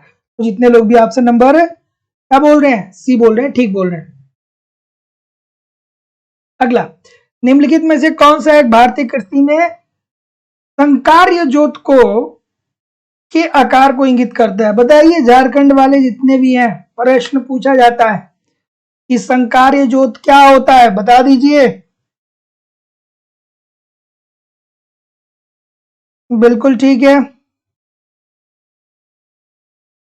बिल्कुल सही है। क्या उत्तर आ रहा है भाई? देखिए, बहुत सारे लोग हैं ना जो बहुत डेडिकेशन के साथ पढ़ रहे हैं, हर जगह पढ़ रहे हैं, एप्लीकेशन पे भी पढ़ रहे हैं, यूट्यूब पे भी पढ़ रहे हैं। बहुत सारे लोग ऐसे हैं कि देखिए, मेरे पास सारा डाटा रहता है, जो लोग एप्लीकेशन पे एडमिशन लिए उनका सारा डाटा। तो मैं कुछ लोगों को देखता हूँ जो बहुत पढ़ रहे हैं, बहुत ज्यादा वहां पे पढ़ रहे हैं, और यहाँ पे भी पढ़ रहे हैं। मैं विश्वास से कह रहा हूँ, बस आप मेहनत करिए और एग्जामिनेशन हॉल में कंसंट्रेट और धैर्य, ये दोनों बनाए रखिएगा। सफलता से कोई आपको रोक नहीं सकता है। ये पेपर बच्चों का खेल लगेगा। जितना आप मेहनत कर रहे हैं, जितना आप प्रयास कर रहे हैं, बहुत आसान सा पेपर लगेगा। बस आप कंसंट्रेट रहिएगा और धैर्य बना करके प्रश्न पत्र को सॉल्व करिएगा, ठीक है। इस प्रश्न का उत्तर करिए। क्या उत्तर आ रहा है सर? सी बोल रहे हैं। इतने सारे लोग सी क्यों बोल रहे हैं भैया?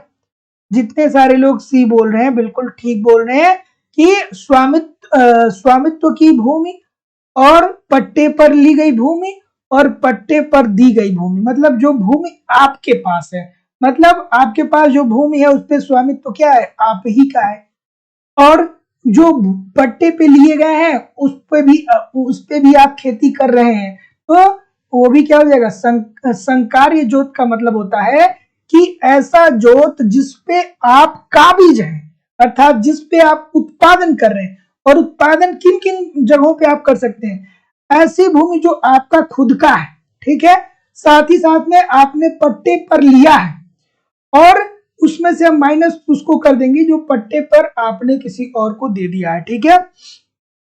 तो जितने लोग भी सी बोलेंगे, सभी लोग का उत्तर यहाँ पे बिल्कुल ठीक होने वाला है। अगला, निम्नलिखित में से कौन सा एक भारत में भूमि सुधार कार्यक्रम का अंग नहीं रहा? झारखंड में यह भी प्रश्न पूछा जाएगा, बताइए।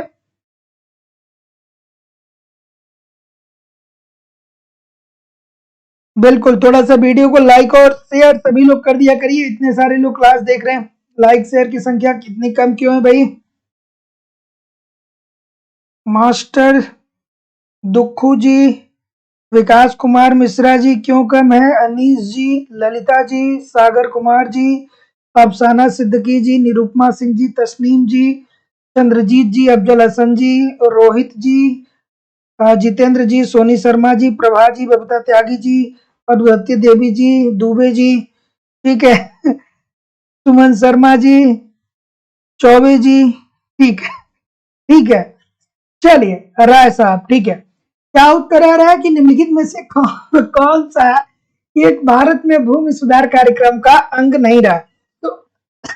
तो भूमि सुधार कार्यक्रम का अंग कौन सा नहीं है भैया? तो कृषि जोत कर, कृषि जोत पर जो टैक्स लगाया जाएगा, इससे तो सरकार को क्या मिलेगा? आय प्राप्त होगा, राजस्व सरकार को प्राप्त होगा। तो ये भूमि सुधार का अंग क्या हो जाएगा?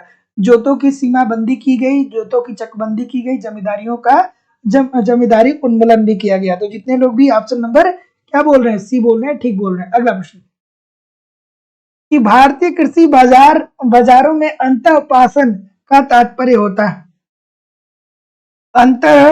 अंतःपासन का अर्थ क्या होता है? बता दीजिए सर। कहाँ मिलेगा ऐसा प्रश्न? कहाँ मिलेगा ऐसा प्रश्न? लाइव स्टडी इलाहाबाद के यूट्यूब चैनल पे ही मिलेगा, है ना? बता दीजिए सर, अंतःपासन क्या होता है? बिल्कुल ठीक है। तो जैसा कि मैं देख पा रहा हूं, अंतःपासन का मतलब क्या होता है? बिल्कुल ठीक है। चलिए उर्मिला कुमारी जी, ठीक है। अंतःपासन का मतलब सर ये होता है कि जब कृषि जन्य वस्तुओं के खुरदुरा और थोक बाजारों का क्या कर दिया जाए? एकीकरण कर दिया जाए। तो खुरदुरा बाजार और थोक बाजार को एक जगह पे मिला दिया जाए, उसका एकीकरण कर दिया जाए, तो उसे ही अंतःपासन बोला जाता है। तो भारतीय कृषि बाजारों में अंतःपासन का तात्पर्य है कि कृषि जन्य वस्तुओं के खुरदुरा और थोक बाजारों के एकीकरण से। जैसा कि आप प्रयागराज में अगर जो रहते होंगे तो जानते होंगे कि यहाँ पे एक मुंडेरा मंडी है। मुंडेरा मंडी सुने होंगे नाम। तो जो मुंडेरा मंडी है, वहां पे क्या होता है दोस्तों, बहुत बड़ी मार्केट है। हजारों हजारों टन जो है वो जो कृषि से संबंधित वस्तुएं होती हैं वो आती हैं। तो आप वहां पे जाएंगे तो थोक के भाव से भी चीजों को मतलब वस्तुओं को खरीद सकते हैं और खुरदुरा भाव में भी खरीद सकते हैं। तो ये क्या हो जाएगा? अंतःपासन शब्द इसके लिए इस्तेमाल किया जाता है। तो जितने लोग भी ऑप्शन नंबर ए बोल रहे हैं, बिल्कुल ठीक है। अगला प्रश्न, कितने लोग प्रयागराज में हैं, मुंडेरा मंडी जानते हैं? कोई जानता है? प्रयागराज स्टेशन से जब आप और आगे जाएंगे तो ये मंडी मिलेगी। कभी मौका मिलेगा तो चले जाइएगा, मजा आएगा देख के। ठीक है, क्या उत्तर होगा भाई? कि भारत में गुणात्मक साख नियंत्रण का साधन है। गुणात्मक साख नियंत्रण,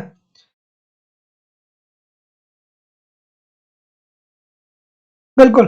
तो जितने लोग भी ऑप्शन नंबर क्या बोल रहे हैं, गुणात्मक की बात कर रहा है। बार बार मैं ये प्रश्न लेके आ रहा हूं, बार बार लोग गलत करते हैं।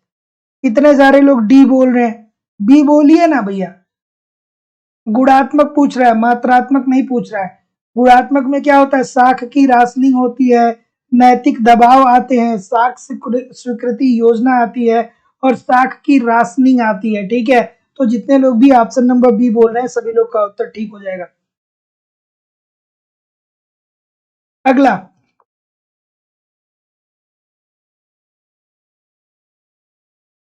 चलिए क्या उत्तर होगा सर?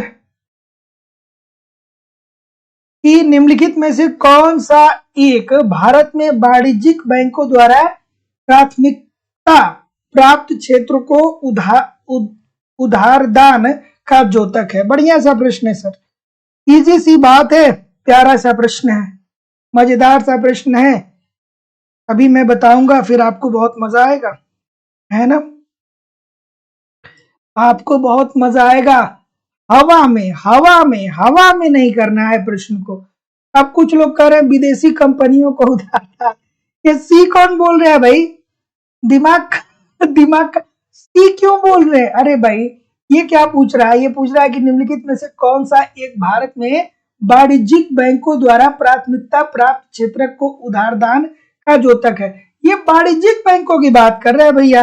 ये आपके एसबीआई की बात कर रहा है, ये आपके एचडीएफसी बैंक की बात कर रहा है। मतलब ये जितने भी बैंकों जो भी बैंक वाणिज्यिक बैंकों के अंतर्गत आए उसकी बात कर रहा है। तो ये विदेशी कंपनियों को उधारदान, इससे कोई लेना देना है क्या? अरे भाई, ये जो वाणिज्यिक बैंक होते हैं ना, वो देश के अंदर ही काम करते हैं, देश से बाहर काम नहीं करते हैं। तो ये जो वाणिज्यिक बैंक होते हैं, ये क्या करते हैं? लघु उद्योग और जनसंख्या के कमजोर वर्गों को उधार दान देते हैं। इसीलिए क्या होता है, 1969 में 14 बैंकों का क्या कर दिया गया? राष्ट्रीयकरण कर दिया गया। क्यों कर दिया गया? ताकि सरकार ने ये देखा कि ये जो बैंक थे वो एकाधिकार के रूप में कार्य कर रहे थे और ये कृषकों को ऋण नहीं दे रहे थे, ये उद्योगों को ऋण दे रहे थे, कह रहे थे कि कृषकों को हम ऋण देंगे तो कृषक कहां से चुकाएगा। तो ऐसी स्थिति में वो उद्योगों को केवल ऋण देते थे। तो बैंकों ने कहा लाओ इसको अपने नियंत्रण में लेते हैं। तो एक तरीके से उनका राष्ट्रीयकरण कर दिया गया। और जब राष्ट्रीयकरण हो गया तो ये 14 बैंक जो थे वो क्या करने लगे कि कृषकों को भी ऋण देने लगे। कृषि, लघु उद्योग और जनसंख्या की कमजोर वर्गों के उधार दान से संबंधित है। जितने लोग भी ऑप्शन नंबर क्या बोल रहे हैं, बी बोल रहे हैं, सभी लोग का उत्तर यहाँ पे बिल्कुल ठीक हो जाएगा। थोड़ा सा तो दिमाग लगा लीजिए। ठीक है, अगला प्रश्न।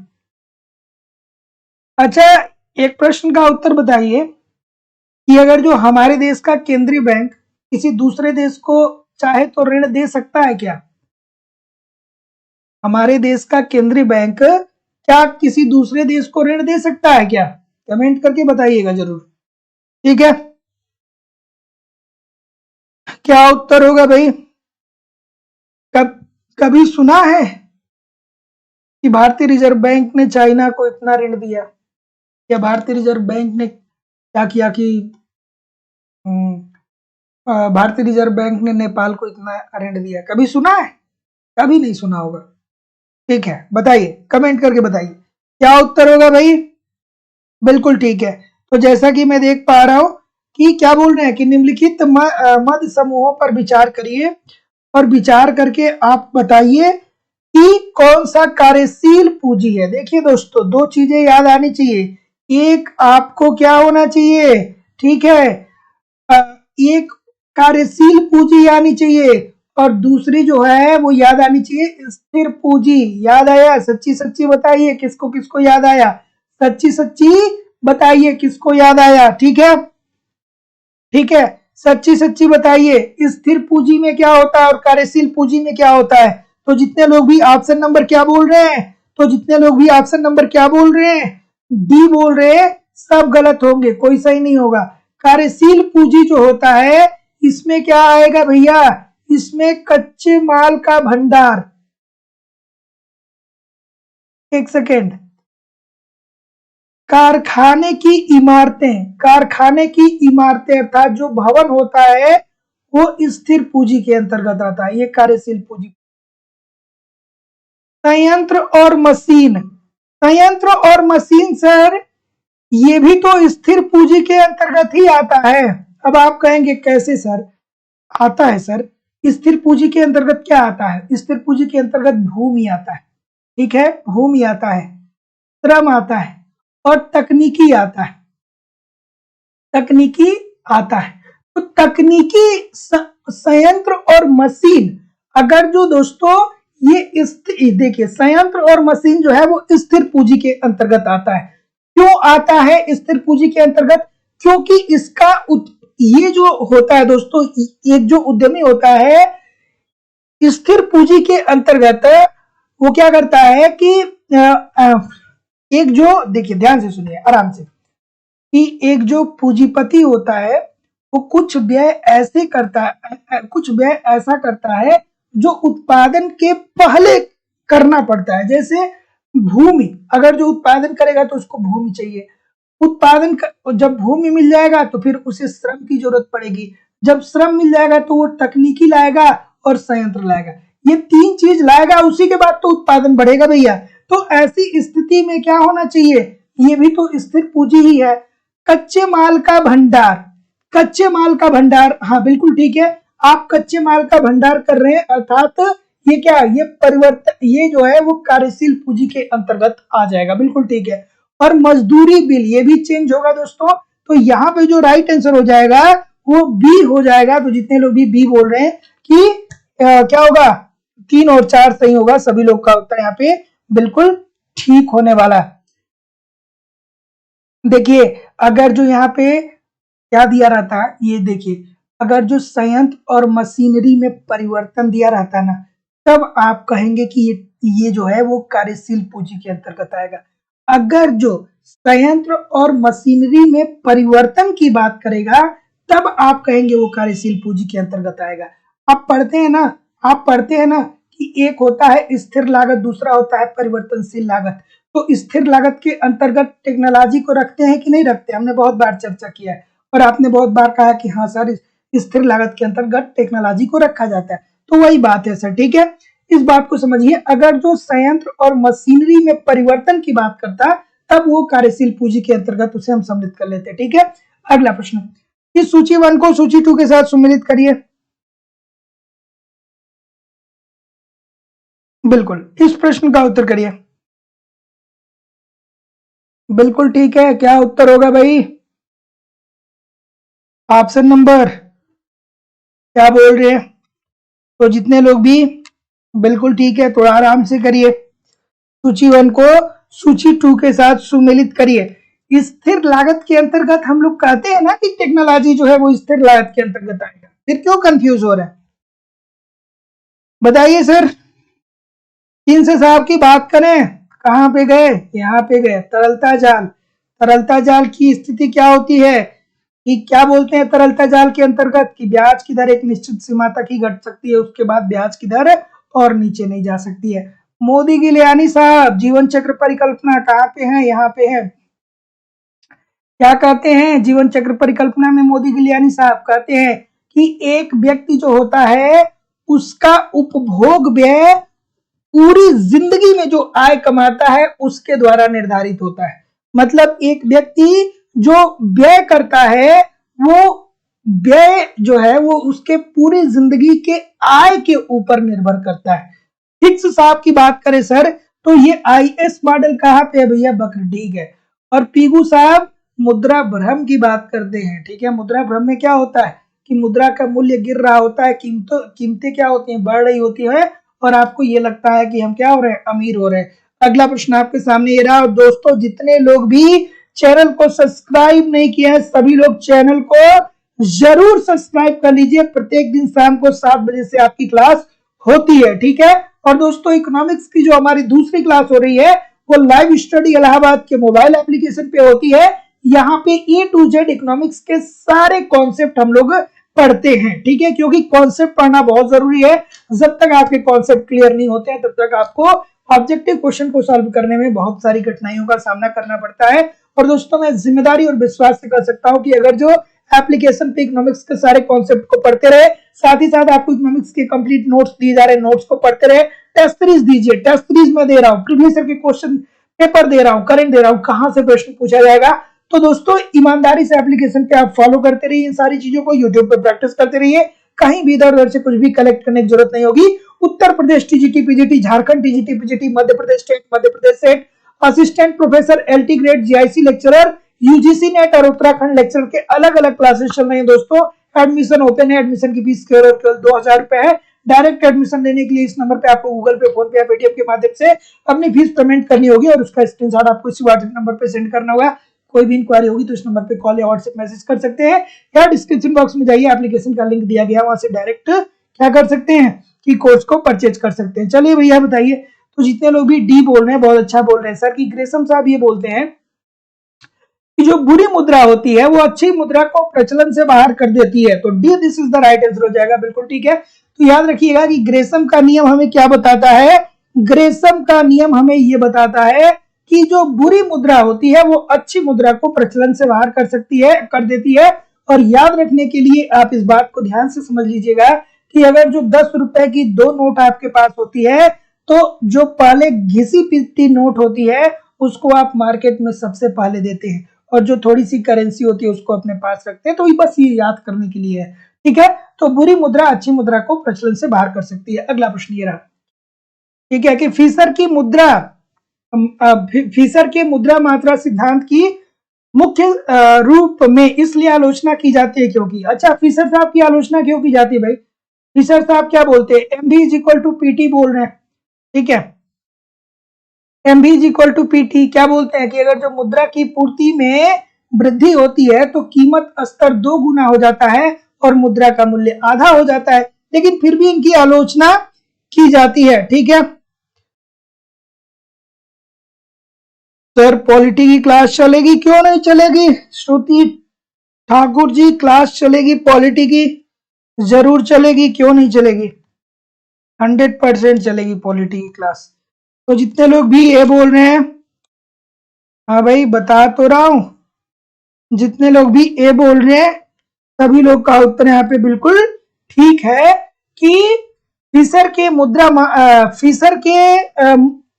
मात्रा सिद्धांत की मुख्य रूप से आलोचना इसलिए की गई है। कौन आलोचना करता है फिशर साहब की? थोड़ा कमेंट करके बता दीजिएगा सर। सभी लोग कमेंट करके बताइएगा कि फिशर की आलोचना कौन करता है, कमेंट करके जरूर बताइएगा। तो फिशर की आलोचना इसलिए कर दी गई क्योंकि ये सिद्धांत हमें ये तो बताता है कि मुद्रा की मात्रा में परिवर्तन से कीमत स्तर प्रभावित होता है, लेकिन मुद्रा की मात्रा में परिवर्तन होने से कीमत स्तर किस प्रकार से प्रभावित होता है, इस बात की जानकारी ये थियरी हमें नहीं देता है। तो जितने लोग भी ऑप्शन नंबर ए बोल रहे हैं सभी लोग का उत्तर ठीक है। तो फिशर साहब ने जो समीकरण दिया वो क्या दिया? MV is equal to PT।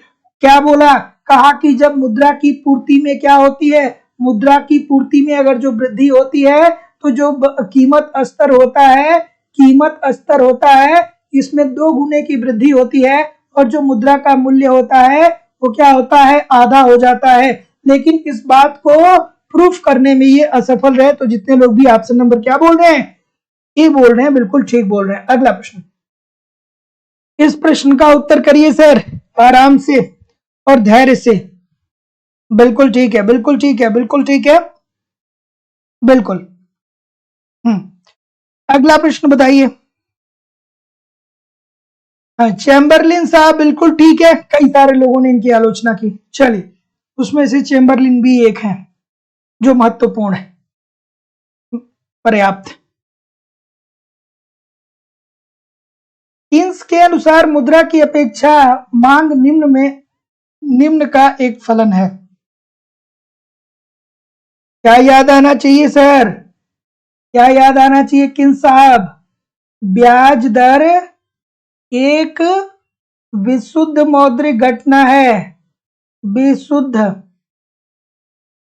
ब्याज दर एक विशुद्ध मौद्रिक घटना है। किसने कहा?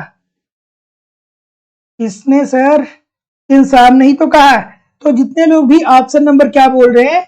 ये बोल रहे हैं, बिल्कुल ठीक है। तो किन्स के अनुसार मुद्रा की अपेक्षा मांग निम्न का एक फलन है। तो मांग जो होता है दोस्तों वो ब्याज दर का फलन होता है।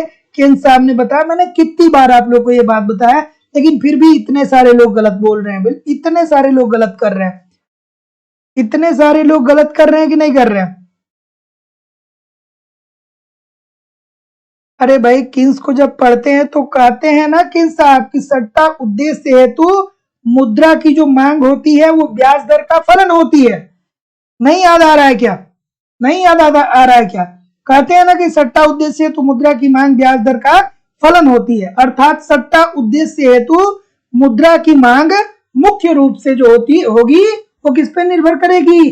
ब्याज की दर पे ही तो करेगी। फिर गलत क्यों कर रहे हैं? इतने सारे लोग गलत क्यों कर रहे हैं? तो जितने लोग भी ऑप्शन नंबर क्या बोल रहे हैं, जितने लोग भी ये बोल रहे हैं बिल्कुल ठीक बोल रहे हैं। अगला,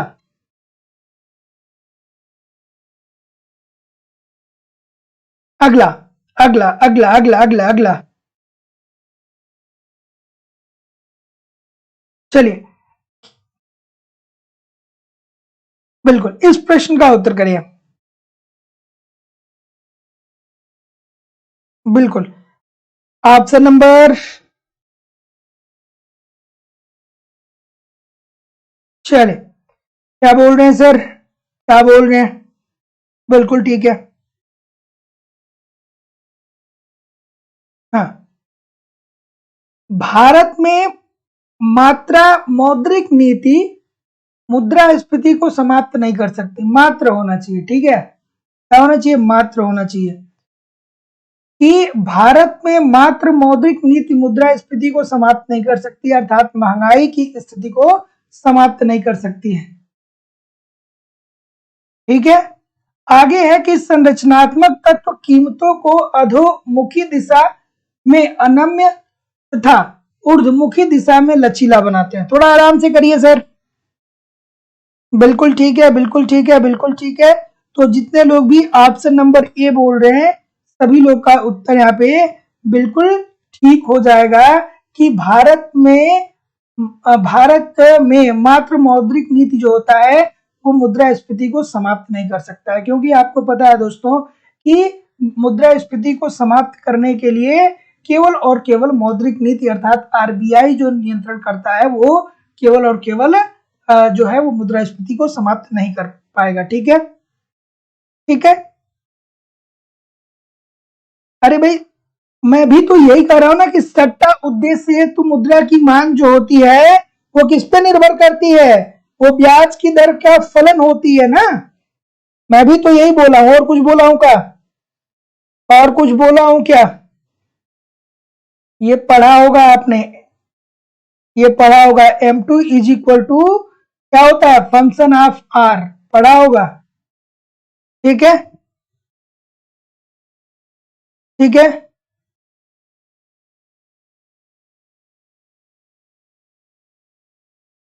अच्छा चलिए ठीक है, कोई अगर जो आपको ऐसा लग रहा है तो उस प्रश्न को भी अभी मैं देखता हूं। ठीक है, तो क्या उत्तर आ रहा है भाई?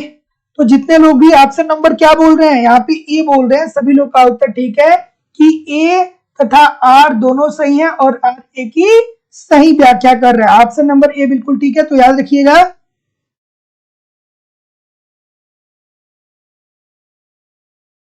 ठीक है, एक सेकेंड रुक जाइए। भारत में मात्र मौद्रिक नीति मुद्रास्फीति को समाप्त नहीं कर सकती है, बात यहाँ पे बिल्कुल ठीक है। और संरचनात्मक तत्व कीमतों को अधोमुखी दिशा में अनम्य तथा ऊर्ध्वमुखी दिशा में लचीलापन बनाते हैं, तो इसी कारण तो मौद्रिक नीति जो होगी वो मुद्रास्फीति को नियंत्रित नहीं कर पाएगी। तो ये दोनों एक दूसरे को क्या कर रहे हैं, डिस्क्राइब कर रहे हैं। तो जितने लोग भी ऑप्शन नंबर ए बोल रहे हैं सभी लोग का उत्तर यहाँ पे बिल्कुल ठीक है। अगला, अच्छा अभी ठीक है, अभी मैं उस प्रश्न को देख रहा हूं, अभी प्रश्न को देख रहा हूं, थोड़ा सा सेशन को खत्म हो जाने दीजिए। ठीक है,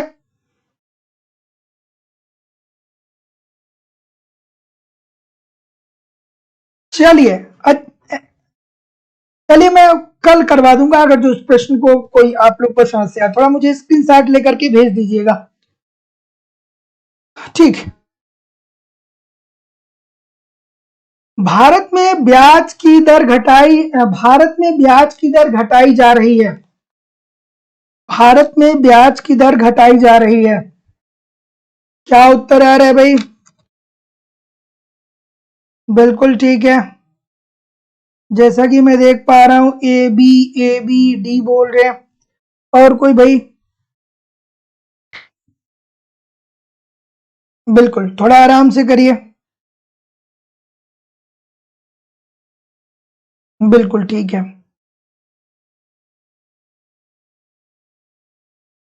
ठीक है, ठीक। तो ऑप्शन नंबर क्या आ रहा है? डी सभी लोग बोल रहे हैं, कुछ लोग ए बोल रहे हैं। तो भैया जितने लोग भी डी बोलेंगे सभी लोग का उत्तर यहाँ पे बिल्कुल ठीक होगा कि भारत में ब्याज की दर घटाई जा रही है। सार्वजनिक ऋण का भार कम करने के लिए ब्याज कम होगा तो ऋण का भार भी कम होगा, क्योंकि आपके ऊपर चक्रवृद्धि ब्याज लगता है, ब्याज के ऊपर ब्याज लगता है, तो ब्याज की दर कम होगी तो ऐसी स्थिति में सार्वजनिक ऋण भार में कमी आएगी। सरल क्रेडिट सुविधाओं के सृजन के कारण आपको क्रेडिट कार्ड प्रदान किया जा रहा है। इस तो क्रेडिट कार्ड पे कोई क्या होता है दोस्तों कि ब्याज लगता नहीं है। ब्याज की संरचना की विश्व बाजार दरों के साथ संरेखण के लिए, बिल्कुल ठीक है। तो जितने लोग भी डी बोल रहे हैं कि उपरोक्त तीनों को निष्पादित करने के लिए, सभी लोग का उत्तर यहाँ पे बिल्कुल ठीक है। अगला, एक सेकेंड, थोड़ा सा एडजस्ट करना होगा। चलिए बता दीजिए सर। बिल्कुल ठीक है, अप्रत्यक्ष कर सामान्यतः प्रतिगामी प्रवृत्ति के होते हैं, क्या ये बात सही है? और अगर जो ये बात सही है तो वे सभी करदाताओं पर उनकी आय के भेद के बिना समान रूप से लगाए जाते हैं। थोड़ा आराम से बताइएगा सर। बिल्कुल ठीक है, बिल्कुल ठीक है, बिल्कुल ठीक है। तो जैसा कि मैं देख पा रहा हूं, क्या उत्तर आ रहा है भाई? बिल्कुल, ऑप्शन नंबर क्या बोल रहे हैं, ए बोल रहे हैं सभी लोग। ए के अलावा कोई और नहीं बोलेगा? कुछ नहीं बोलेंगे क्या? ठीक बोलेंगे। अप्रत्यक्ष कर सामान्यता प्रतिगामी प्रवृत्ति के होते हैं, बिल्कुल ठीक है। अप्रत्यक्ष कर में क्या होता है भैया कि अगर जो 5 रुपए का पार्ले जी आप खरीदते हैं, ठीक है, तो आप गरीब हैं या अमीर हैं, ठीक है, गरीब हैं या अमीर हैं, आपको जो टैक्स देना होगा वो समान रूप से देना होगा, ठीक है। लेकिन जब आप समान रूप से टैक्स देते हैं, अमीर है चाहे गरीब है, तो ऐसी स्थिति में गरीब की सीमांत त्याग क्या होती है, ज्यादा होती है, और अमीर की सीमांत त्याग क्या होती है, बहुत कम होती है। तो अमीर पर इसका कोई असर पड़ता नहीं है, लेकिन गरीब पर इसका असर पड़ता है।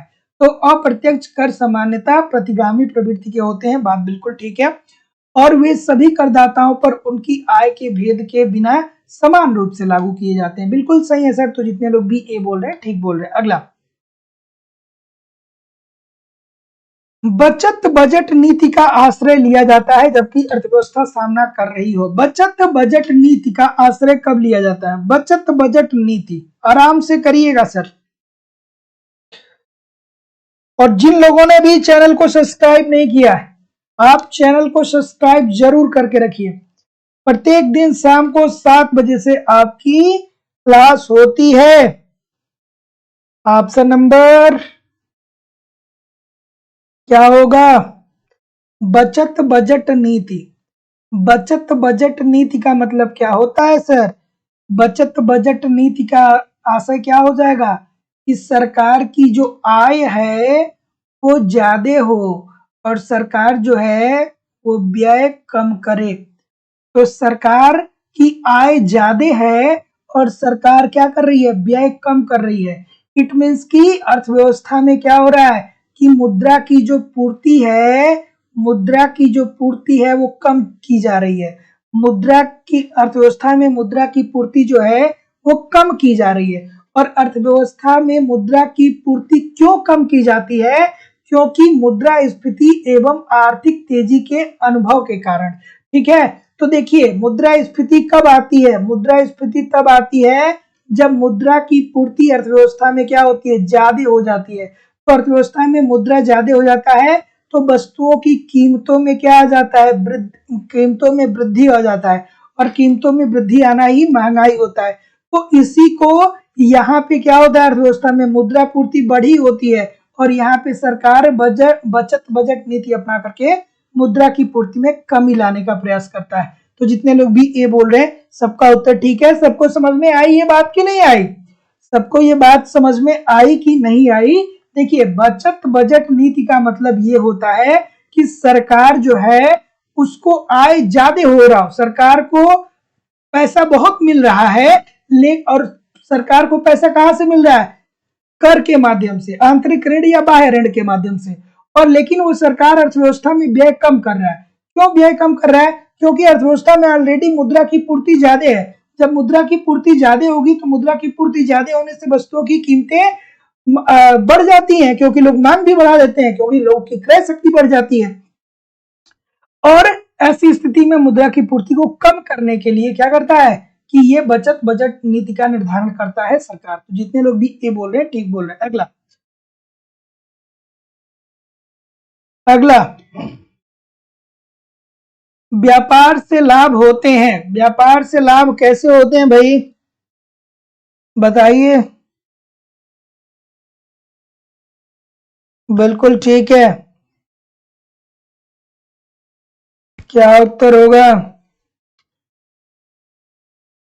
ऑप्शन नंबर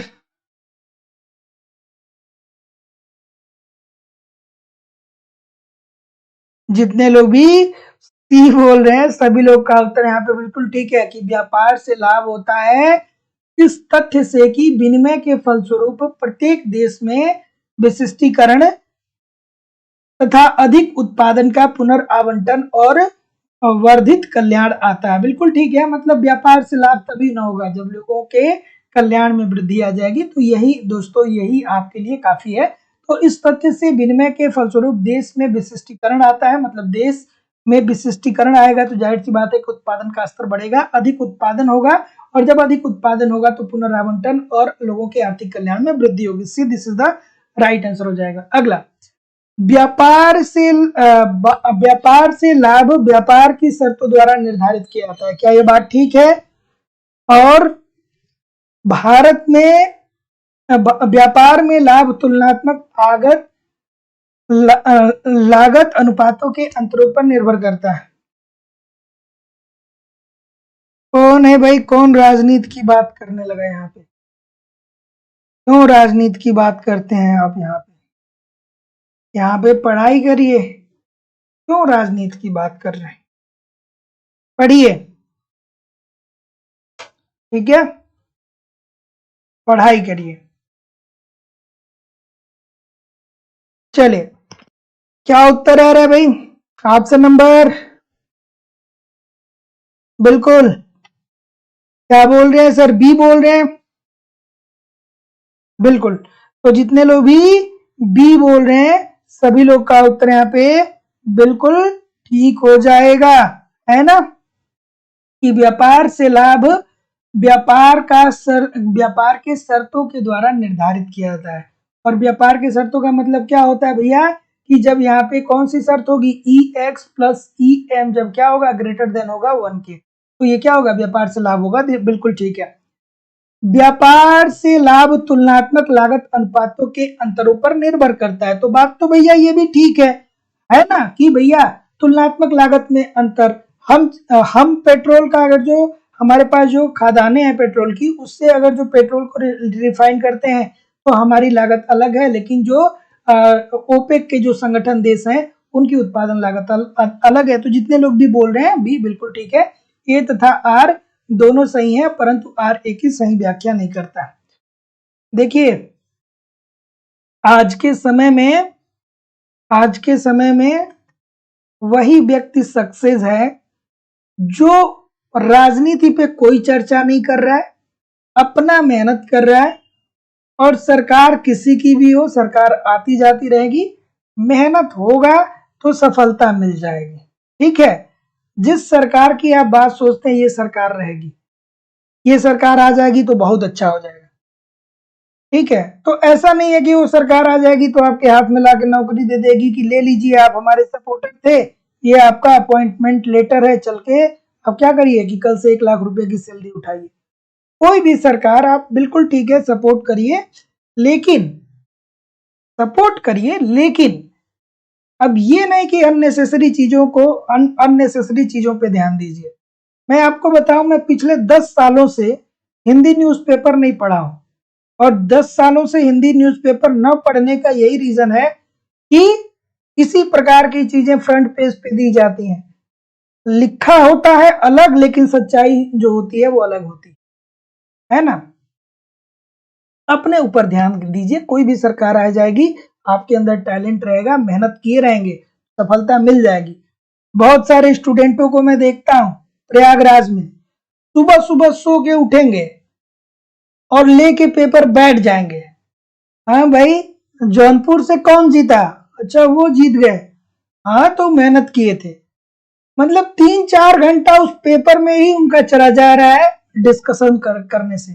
असफलता का एक मुख्य कारण ये है, ठीक है, कि आप फालतू के न्यूज को लेकर के और उसको झूठ मूठ के क्या कर रहे हैं कि बहुत ज्यादा उसको हाईलाइट कर रहे हैं। तो यार पढ़िए लिखिए, है ना। चलिए बताइए क्या उत्तर होगा। ऑप्शन नंबर, कि निम्न युग्मों में से कौन सा एक सही रूप से सुमेलित नहीं है। न्यूज़पेपर नहीं पढ़ना चाहिए, हिंदी न्यूज़पेपर तो बिल्कुल नहीं पढ़ना चाहिए, ठीक है। कैसा न्यूज देता है वो, कैसा न्यूज, जरूर एक आएगा, यहाँ पे हुआ धरना, वकीलों का धरना हो गया, पुलिसों के खिलाफ वकीलों का धरना हो गया, ठीक है ना। इसका गला रेत कर उसने काट दिया, उसने सुसाइड कर लिया, इसी प्रकार की तुम न्यूज पढ़ते हैं भैया, क्या मतलब है उस पेपर का, नहीं पढ़ना चाहिए। चलिए इस प्रश्न का उत्तर करिए कि निम्न युग्मों में से कौन सा एक सही रूप से सुमेलित नहीं है। तो जैसा कि मैं देख पा रहा हूं, आपका उत्तर जितने लोग भी क्या बोल रहे हैं, डी बोल रहे हैं, सभी लोग का उत्तर यहाँ पे बिल्कुल ठीक है। विनिमय नियंत्रण जो है ये किससे संबंधित है भैया? ये बाजार तंत्र से संबंधित है। एक सेकेंड, क्या बोल रहे हैं? नहीं है। एक सेकेंड, इसमें क्या बोल रहे हैं? सही नहीं है। एक सेकेंड रुक जाइए। क्रय शक्ति समता सिद्धांत व्यापार की शर्तों से नहीं भैया, ये गुडसाव कैसल साहब ने दिया था, कैसल साहब ने, ठीक है, कैसल साहब ने दिया था, ट्रांसिंग साहब ने नहीं दिया था। तो पता है क्या हुआ आपको? हाँ, B this is the right answer हो जाएगा, वो गुडसाव कैसल साहब ने दिए, बिल्कुल ठीक है। हाँ बी ही है, ठीक है।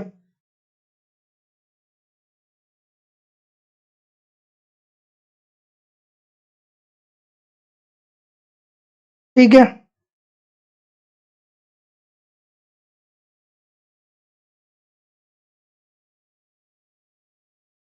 इस प्रश्न का उत्तर करिए। क्या उत्तर आ रहा है भाई? निम्न युग्मों में से कौन एक सही सुमेलित नहीं है? ठीक है, तो जैसा कि मैं देख पा रहा हूं कि अब जाकर के जितने लोग क्या बोल रहे हैं, डी बोल रहे हैं कि विनिमय नियंत्रण जो होता है वो विदेशी व्यापार नियंत्रण से इसका संबंध नहीं है। विनिमय नियंत्रण जो है वो बाजार तंत्र से इसका संबंध है। ठीक है, अर्थात मांग व पूर्ति की शक्तियों के आधार पे विनिमय का नियंत्रण होता है। तो D this is the right answer हो जाएगा। अगला कि सूची 1 को सूची 2 के साथ सुमेलित कर दीजिए सर। सूची 1 को सूची 2 के साथ सुमेलित कर दीजिए। बिल्कुल ठीक है। गैट हस्ताक्षर कब होता है सर, बताएंगे? ये कब होता है? 47।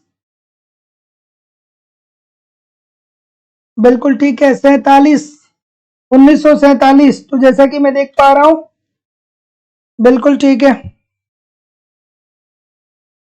ऑप्शन नंबर, बिल्कुल। तो क्या बोल रहे हैं? हाँ, और स्फीति भी तो सस्ती मुद्रा नीति तो होती है ना। क्या उत्तर आ रहा है भाई? 47 की बात करें तो गैट हस्ताक्षर कहां पे गया? यहाँ पे 1 का 3। उसके बाद दोस्तों 57 की बात करें तो ईईसी की स्थापना होती है। उसके बाद 64 सबको पता होगा, यूएनसीटीएडी की स्थापना होती है। 70 की बात दोस्तों सबको पता होगा कि आईएमएफ द्वारा एसडीआर का सृजन किया गया। अगला, एक चल योजना अर्थात रोलिंग प्लान के तात्पर्य ऐसी योजना से है। रोलिंग प्लान की अवधारणा कौन देता है सर, याद है? रोलिंग प्लान की अवधारणा कौन देता है? रोलिंग प्लान दिया भी, खत्म भी कर दिया गया। ठीक है, कौन बताता है भाई रोलिंग प्लान की बात कौन करता है? बताइए, जिसे अनवरत योजना भी जानते हैं। अनवरत योजना, अनवरत योजना या रोलिंग प्लान, इसने गुरनार मेडल साहब के द्वारा दिया गया ना, गुरनार मेडल के द्वारा। तो ये जो संबंधित है दोस्तों, इसमें ये जो संबंधित है, ये प्रत्येक वर्ष उसके आवंटन तथा लक्ष्य परिवर्तित होने चाहिए। तो जितने लोग भी ऑप्शन नंबर क्या बोल रहे हैं, सी बोल रहे हैं, बिल्कुल ठीक बोल रहे हैं। तो याद रखिएगा दोस्तों कि क्या होता है कि रोलिंग प्लान की अवधारणा जो है इसे अनवरत प्लान भी बोला जाता है, और ये गुरनार मेडल ने दिया था। और इन्होंने ये कहा कि जब भी सरकार अपनी प्लानिंग करे, सरकार जब भी योजना तैयार करे, तो प्रत्येक वर्ष में जो आवंटन है और जो लक्ष्य है उसको परिवर्तित कर देना चाहिए। लेकिन 1980 में ही दोस्तों ये 1978 में आता है, और 1978-79 में आता है, और 1980 में इसे नष्ट कर दिया जाता है, क्योंकि सरकार जो होती है वो बदल जाती है। अगला प्रश्न, आर्थिक विकास प्रक्रिया से तात्पर्य है, बच्चों वाला प्रश्न है, कोई गलत करेगा सर? कोई गलत नहीं करेगा। आप कहेंगे सर जी आर्थिक विकास प्रक्रिया में क्या होता है? यही तो होता है ना कि अर्थव्यवस्था में संरचनात्मक परिवर्तन के साथ राष्ट्रीय आय में वृद्धि होती है। शिक्षा संरचनात्मक परिवर्तन का मतलब क्या होता है? शिक्षा, स्वास्थ्य, परिवहन सब कुछ बेहतर होता है। कहीं भी जाइएगा नहीं, कमेंट करके बताइए कि कितने प्रतिशत प्रश्न आपके सही हुए। और दोस्तों आपकी इकोनॉमिक्स की जो दूसरी क्लास हो रही है वो लाइव स्टडी इलाहाबाद के मोबाइल एप्लीकेशन पे हो रही है। दोस्तों सभी लोग, डिस्क्रिप्शन बॉक्स में एप्लीकेशन का लिंक है, डाउनलोड कर लीजिए एप्लीकेशन को। वहां पे आपको इकोनॉमिक्स के सारे कॉन्सेप्ट पढ़ाए जा रहे हैं। मैं जिम्मेदारी और विश्वास से कह सकता हूं दोस्तों कि अगर जो एप्लीकेशन पे आप इकोनॉमिक्स के सारे कॉन्सेप्ट पढ़ते रहे, साथ ही साथ दोस्तों आपको इकोनॉमिक्स की कंप्लीट यहाँ पे नोट्स भी दिए जा रहे हैं, नोट्स को भी आप पढ़ते रहिए। एक तरफ कॉन्सेप्ट को पढ़िए 1 घंटे 30 मिनट या 40 मिनट, दूसरी तरफ नोट्स को 30-40 मिनट पढ़िए। फिर आप रोज कम से कम एक टेस्ट दीजिए, देखिए कि आपका कौन सा सेक्शन ऐसा है जहां से प्रश्न गलत हो रहे हैं। टेस्ट दीजिए, समझिए, फिर जहां से गलतियां हो रही हैं उसको पढ़िए, और पढ़ने के बाद फिर नया टेस्ट दीजिए, वहां पे गलती नहीं होनी चाहिए। फिर आपको दोस्तों प्रीवियस के क्वेश्चन पेपर में दे रहा हूं करंट भी मैं दोस्तों आपको कवर कराऊंगा। मतलब सारी चीज कवर कराना हमारी जिम्मेदारी है, बस आप ईमानदारी से पढ़ते रहिए, यूट्यूब पे प्रैक्टिस करते रहिए, कहीं भी इधर उधर से कुछ भी कलेक्ट करने की जरूरत नहीं है। बहुत ही कम समय में बेहतर ढंग से आप अपनी तैयारी कर सकते हैं। दोस्तों हमारी जो क्लासेस चल रही है वो Uttar Pradesh TGT PGT, Jharkhand TGT PGT, Jharkhand PGT के लिए जरूर एडमिशन बहुत जल्दी ले लीजिए, क्योंकि एग्जाम में अब आपका दोस्तों एग्जाम का डेट आ चुका है। Madhya Pradesh state, Madhya Pradesh SET, UGC NET assistant professor, LT grade, GIC lecturer, UGC NET और उत्तराखंड लेक्चरर के अलग अलग बैच चल रहे हैं। आपके अलग अलग बैचेस में आपके सिलेबस के अनुसार सारी चीजें पढ़ाई जा रही हैं और वैलिडिटी आपको आपकी लाइफ टाइम है। इट मींस एक बार एडमिशन लेते हैं तो आप हमारे साथ तब तक बने रहेंगे जब तक कि आपका सिलेक्शन हो नहीं जाता है। Madhya Pradesh state UGC NET assistant professor की फीस 2500 रुपए है। Uttar Pradesh TGT PGT, Jharkhand TGT PGT, Uttarakhand lecturer और अन्य परीक्षाओं की फीस केवल और केवल 2000 रुपए। इस नंबर पे आपको पेमेंट करना होगा, गूगल पे, फोन पे या पेटीएम के माध्यम से, और इसका स्क्रीनशॉट आपको इसी व्हाट्सएप नंबर पे सेंड करना होगा। कोई भी इंक्वायरी होगा तो इस नंबर पे कॉल कर सकते हैं या व्हाट्सएप मैसेज कर सकते हैं। So thank you very much everybody. 9 o'clock हो चुके हैं और पॉलिटी की क्लास आपकी शुरू होने वाली है, इसलिए मैं नाम आपका अब नहीं पढ़ पाऊंगा। तो मिलते हैं हम लोग नेक्स्ट क्लास में, तब तक के लिए आप पढ़ते रहिए, आगे बढ़ते रहिए। नमस्कार दोस्तों, धन्यवाद।